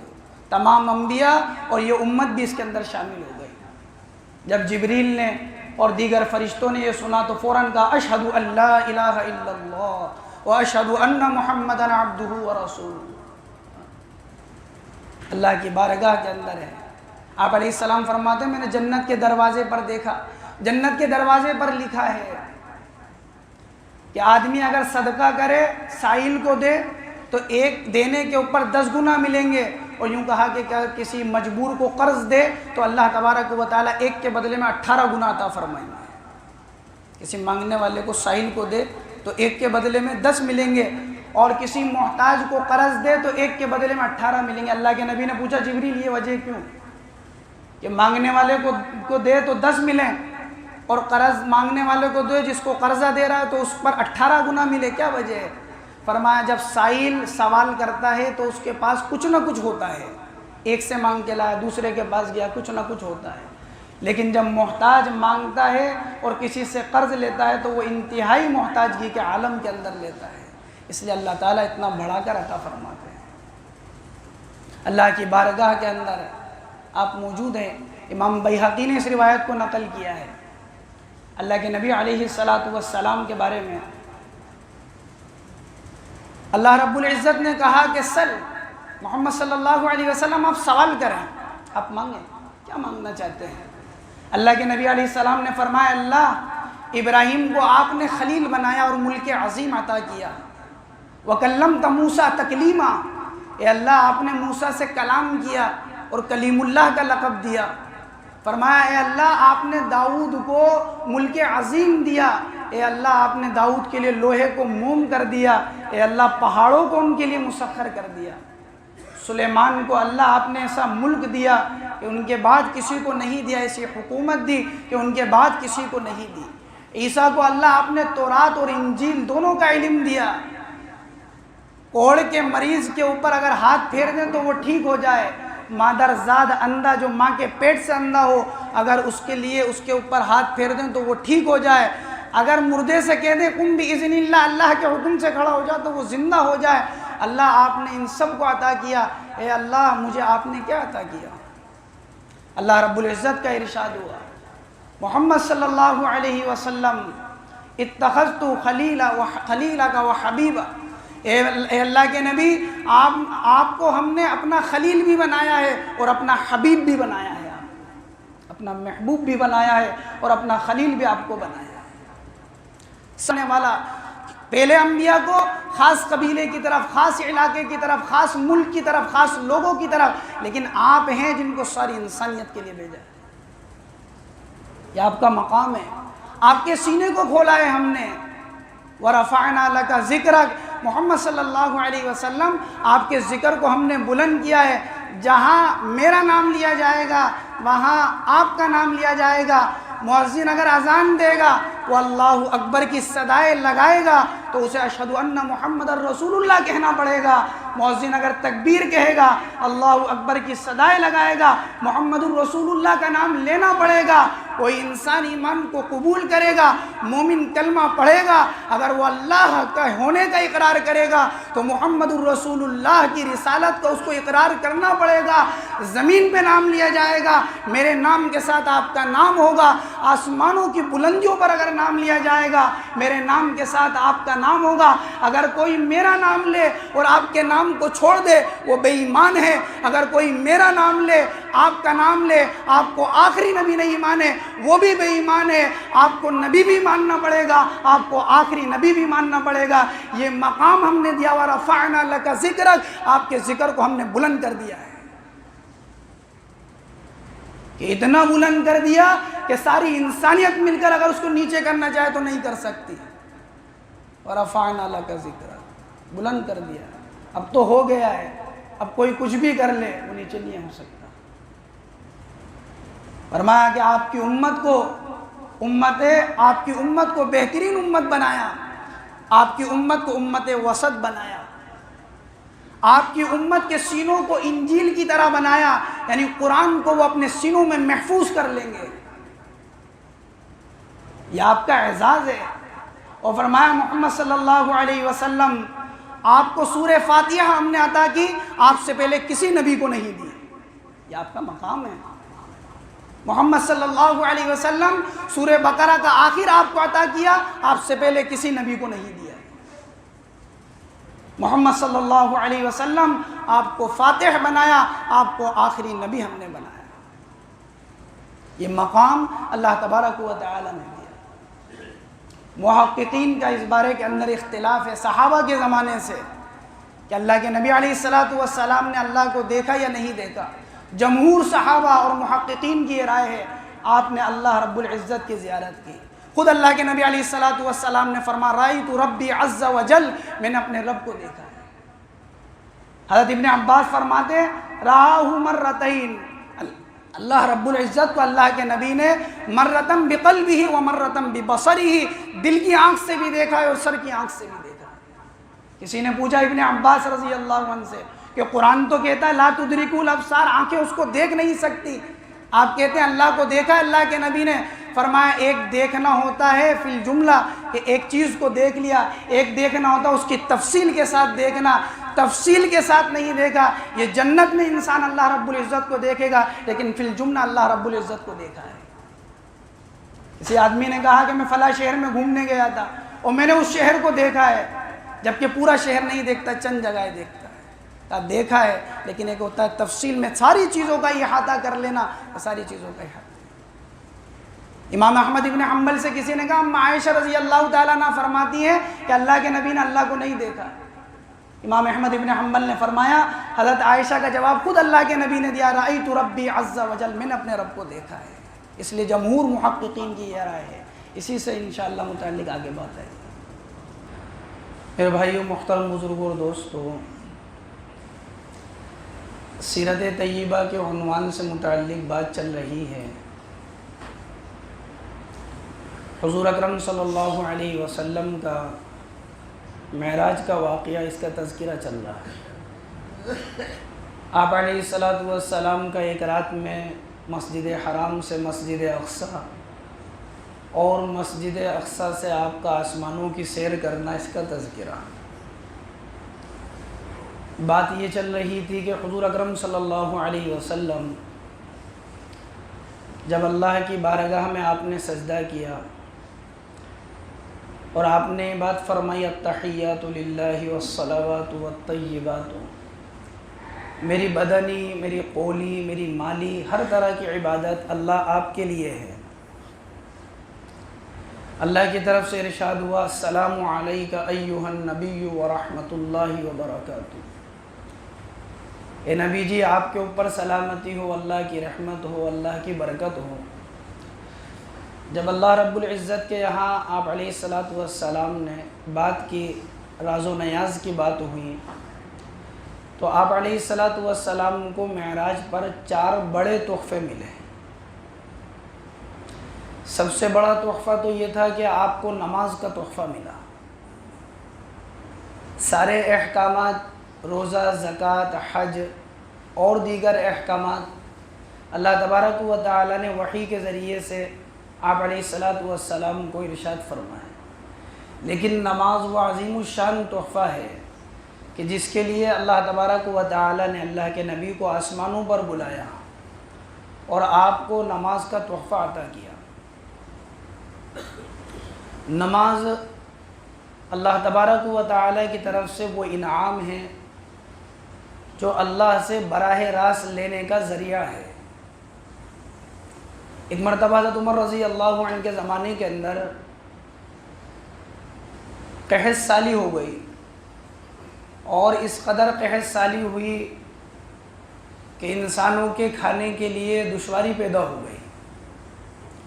تو حضرت عمر رضی اللہ عنہ نے لوگوں کو جمع کیا، اور جمع کرنے کے بعد ایک کھلے میدان کے اندر لے گئے، اور آپ نے وہاں پر صلاۃ استسقاء، بارش طلبی کی نماز آپ نے وہاں پر ادا کی۔ صحابہ فرماتے ہیں کہ حضرت عمر رضی اللہ عنہ نے ابھی نماز سے فارغ ہوئے تھے کہ ہم نے دیکھا کہ ہمارے اوپر آسمان سے بارش اترنے لگی۔ نماز اللہ سے براہ راست لینے کا ذریعہ ہے۔ اسی لیے صحابہ کرام کو جب بھی کوئی اہم معاملہ پیش آتا تھا تو صحابہ نماز کی طرف دوڑا کرتے تھے۔ اس لیے سب سے بڑا تحفہ اللہ کے نبی علیہ الصلاۃ والسلام کو شب معراج میں جو دیا گیا ہے وہ نماز کا تحفہ ہے۔ دوسرا تحفہ آپ علیہ الصلاۃ والسلام کو شب معراج میں جو عطا کیا گیا وہ سورہ بقرہ کے آخر کی 2 آیتیں ہیں، آمن الرسول بما انزل الیہ من ربہ والمؤمنون، یہاں سے آخر تک۔ اللہ کے نبی علیہ الصلاۃ والسلام ایک مرتبہ بیٹھے ہوئے تھے، حضرت جبریل بھی آپ کے پاس تھے کہ آسمان سے کوئی دروازہ کھلنے کی آواز آئی، تو حضرت جبریل نے فرمایا کہ اللہ کے نبی آسمان کا ایک دروازہ کھلا ہے جو آج سے پہلے کبھی نہیں کھلا۔ یہ ایک فرشتہ آپ کی خدمت میں آئے ہیں جو آج سے پہلے کبھی زمین پر نہیں اترا، آپ کو سلام کیا اور آپ علیہ الصلاۃ والسلام سے کہا کہ 2 نوروں کی بشارت ہے آپ کو، ایک سورہ فاتحہ اور ایک سورہ بقرہ کی آخر کی 2 آیتیں۔ فرمایا کہ آج سے پہلے یہ کسی نبی کو نہیں دی گئی۔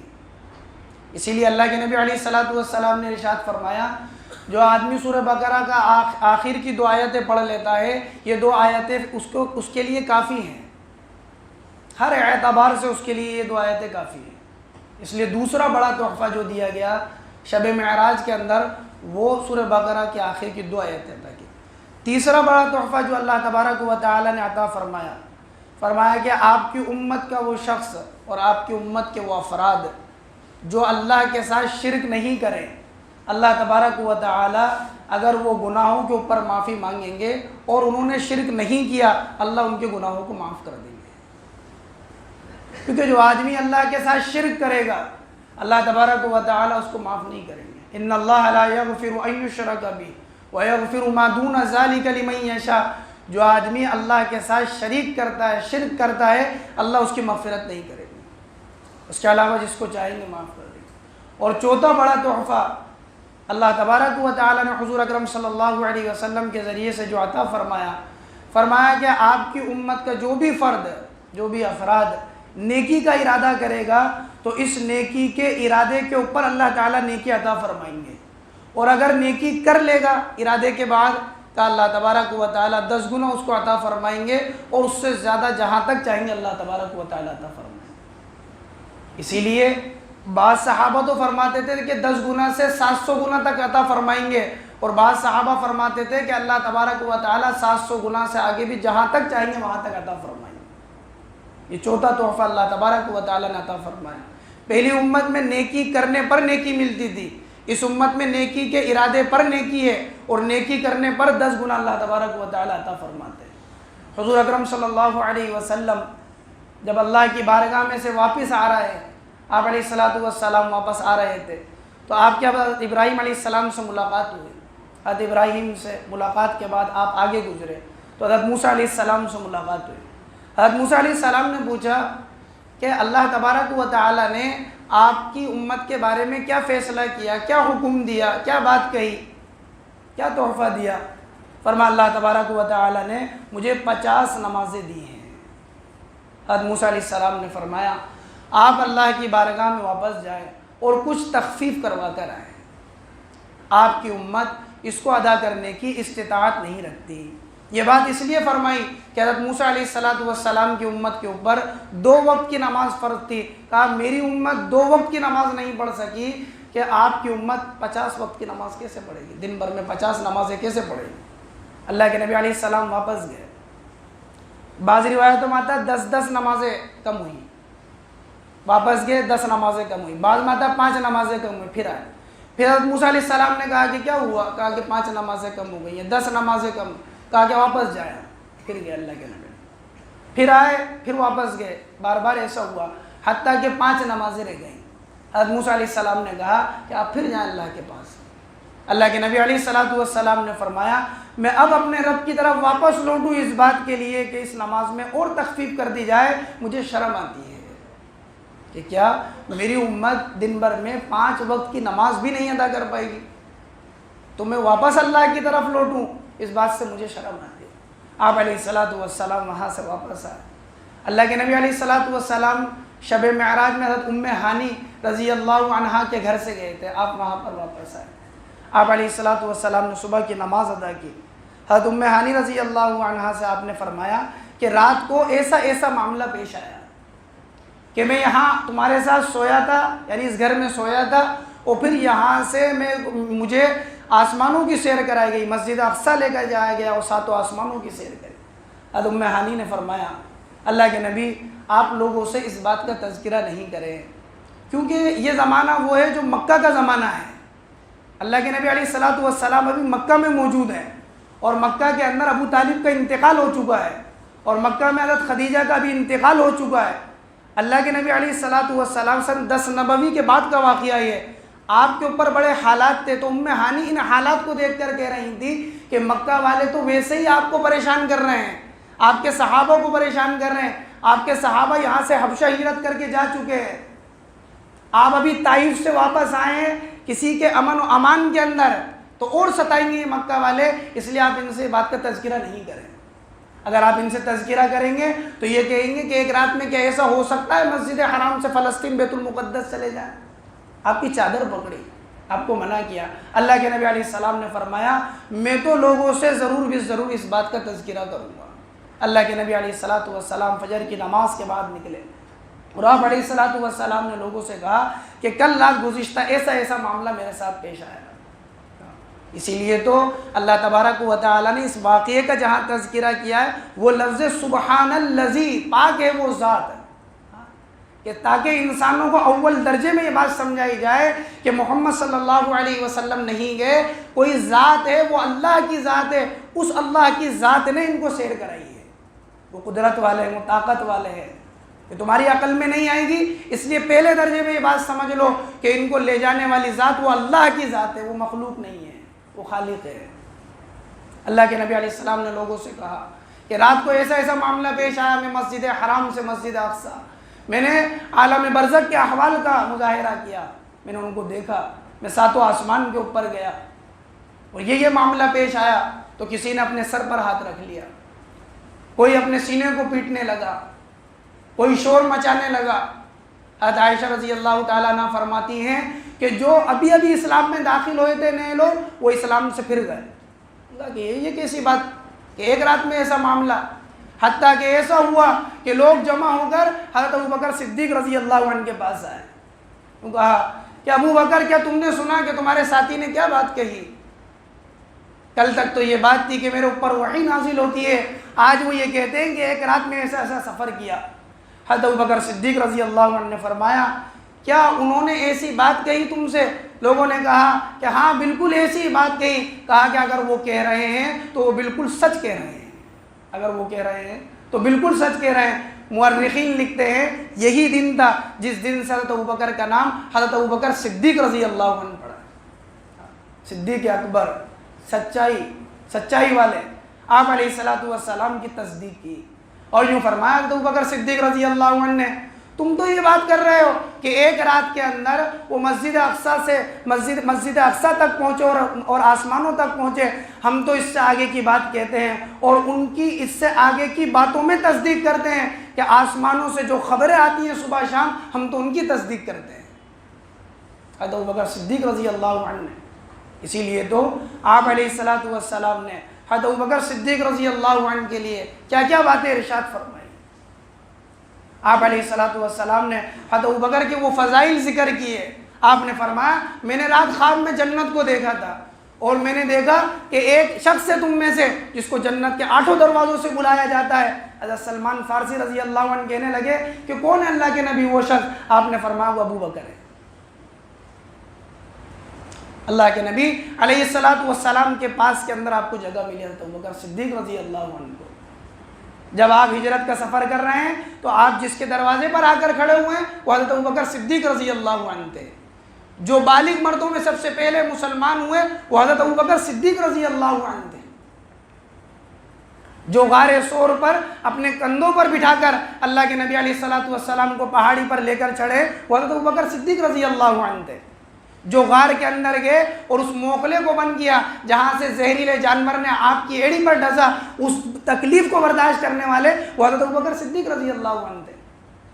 اللہ کے نبی علیہ الصلوۃ والسلام کا غار کے اندر حضرت ابوبکر کی گود کے اندر سر ہے. یہ جو گود تھی وہ ابو بکر کی گود تھی. اللہ کے نبی علیہ الصلوۃ والسلام سر رکھے ہوئے ہیں, آپ کا سر ہے, ابو بکر کی گود ہے. وہ تکلیف ہوئی جانور کے کاٹنے کی وجہ سے, تو حضرت ابو بکر صدیق رضی اللہ عنہ کی آنکھوں میں سے آنسو گرے, تو وہ جو آنسو گرے تھے وہ اللہ کے نبی کے چہرے کے اوپر گرے تھے. یہ کون تھے؟ حضرت ابو بکر صدیق رضی اللہ عنہ تھے. اس لیے تو کہا کہ صدیق اکبر کہا گیا. آپ علیہ الصلوۃ والسلام کی تصدیق کی. لوگوں نے کہا کہ ہمیں اس کی نشانی بتائیں کہ آپ ایک رات کے اندر آپ نے ایسا ایسا سفر کیا, آپ اس کی نشانیوں کا تذکرہ کریں. اللہ کے نبی علیہ الصلوۃ والسلام نے لوگوں سے کہا تم کیا معلوم کرنا چاہتے ہو اور کیا نشانی جاننا چاہتے ہو؟ آپ علیہ الصلوۃ والسلام نے فرمایا کہ فلاں جگہ پر ایک قافلہ ہے اور ان کا اونٹ گم ہو گیا تھا اور میں نے ان کو ان کا اونٹ بتایا ہے. وہ قافلہ جب آیا تو قافلے والوں سے پوچھا کیا تمہارا کوئی اونٹ گم ہو گیا تھا؟ کہا کہ رات کی وادی میں تنہائی میں ہمارا اونٹ گم ہو گیا تھا, ہم نے کوئی آواز سنی جس میں بتایا گیا کہ فلاں جگہ تمہارا اونٹ ہے. آپ علیہ الصلوۃ والسلام نے بتایا کہ ایک قافلہ شام سے آ رہا ہے اور اس قافلے کا سب سے آگے والا اونٹ خاکی کلر کا ہے اور اس کے اوپر 2 بوریے لدے ہوئے ہیں, ایک کالا بوریا ہے اور ایک دھاری دار بوریا ہے. لوگ انتظار میں تھے کہ کوئی قافلہ شام سے آ رہا ہے یا نہیں. جب لوگوں نے قافلے کو آتا دیکھا تو سب سے آگے خاکی کلر کا اونٹ تھا. آپ نے فرمایا کہ ایک قافلہ شام سے آ رہا ہے اور جو بدھ کی شام کو یہاں پر پہنچ جائے گا. حتیٰ کہ بدھ کا دن آ گیا, وہ پورا دن گزرنے کے قریب تھا اور مکہ کے لوگ آ کر کھڑے ہو گئے کہ ہم دیکھنا چاہتے ہیں کہ سورج کے غروب ہونے سے پہلے وہ قافلہ آتا ہے نہیں آتا ہے. اللہ کے نبی علیہ الصلوۃ والسلام بھی وہاں پر موجود ہیں. وہ قافلہ ابھی تک آیا نہیں. اللہ کی بارگاہ میں اللہ رب العزت سے آپ نے دعا کری, اللہ تبارک و تعالی نے سورج کو روک دیا اس بات سے کہ وہ غروب ہو, حتیٰ کہ وہ قافلہ آ گیا اور لوگوں نے اپنی آنکھوں سے دیکھا. اس کو کہتے ہیں حبس شمس کا معجزہ, کہ آپ کی دعا کی برکت سے سورج چل رہا ہے, اس کو اللہ نے روک دیا حتیٰ کہ وہ قافلہ پہنچ گیا. لوگوں نے کہا ہمیں یہ بتاؤ کہ بیت المقدس کے کتنے دروازے ہیں؟ آپ نے فرمایا کہ میں وہاں پر دروازے اور کھڑکیاں تو گننے گیا نہیں تھا, لیکن اللہ رب العزت نے ساری زمین کا جتنا بھی منظر تھا وہ سارا آپ کے سامنے سے سارے پردوں کو ہٹا دیا. یوں فرمایا اللہ کے نبی نے میرے سامنے بیت المقدس کو ایسا کر دیا گیا جیسے فلاں کا گھر ہے.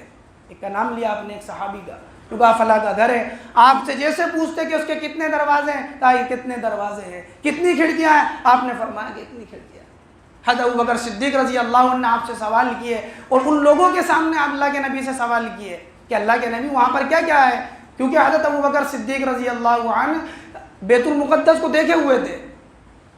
آپ بیت المقدس ہو کر آئے تھے پہلے, ان لوگوں کو یقین ہو جائے, وہ لوگ جانتے تھے کہ ابو بکر نے بیت المقدس کو دیکھا ہے, اس لیے حضرت ابو بکر صدیق نے آپ سے سوال کیے, ان لوگوں نے بھی سوال کیے اور آپ علیہ الصلوۃ والسلام نے ان سوالوں کے جواب دیے. یہ معراج کا واقعہ جو ابو طالب کے انتقال کے بعد اور حضرت خدیجہ رضی اللہ تعالیٰ عنہ کے انتقال کے بعد پیش آیا. جب آپ کو طائف میں تکلیف دی گئی, اللہ تبارک و تعالیٰ نے حضور اکرم صلی اللہ علیہ وسلم کو آسمانوں کی سیر کرائی. یہ لوگ آپ کی قدر نہیں کر رہے, آپ کو تکلیف پہنچا رہے ہیں. اللہ کے نبی آپ کا مقام تو یہ ہے جو ہم نے کسی کو عطا نہیں کیا. اللہ تعالیٰ ہم سب کو عمل کی توفیق نصیب کرے.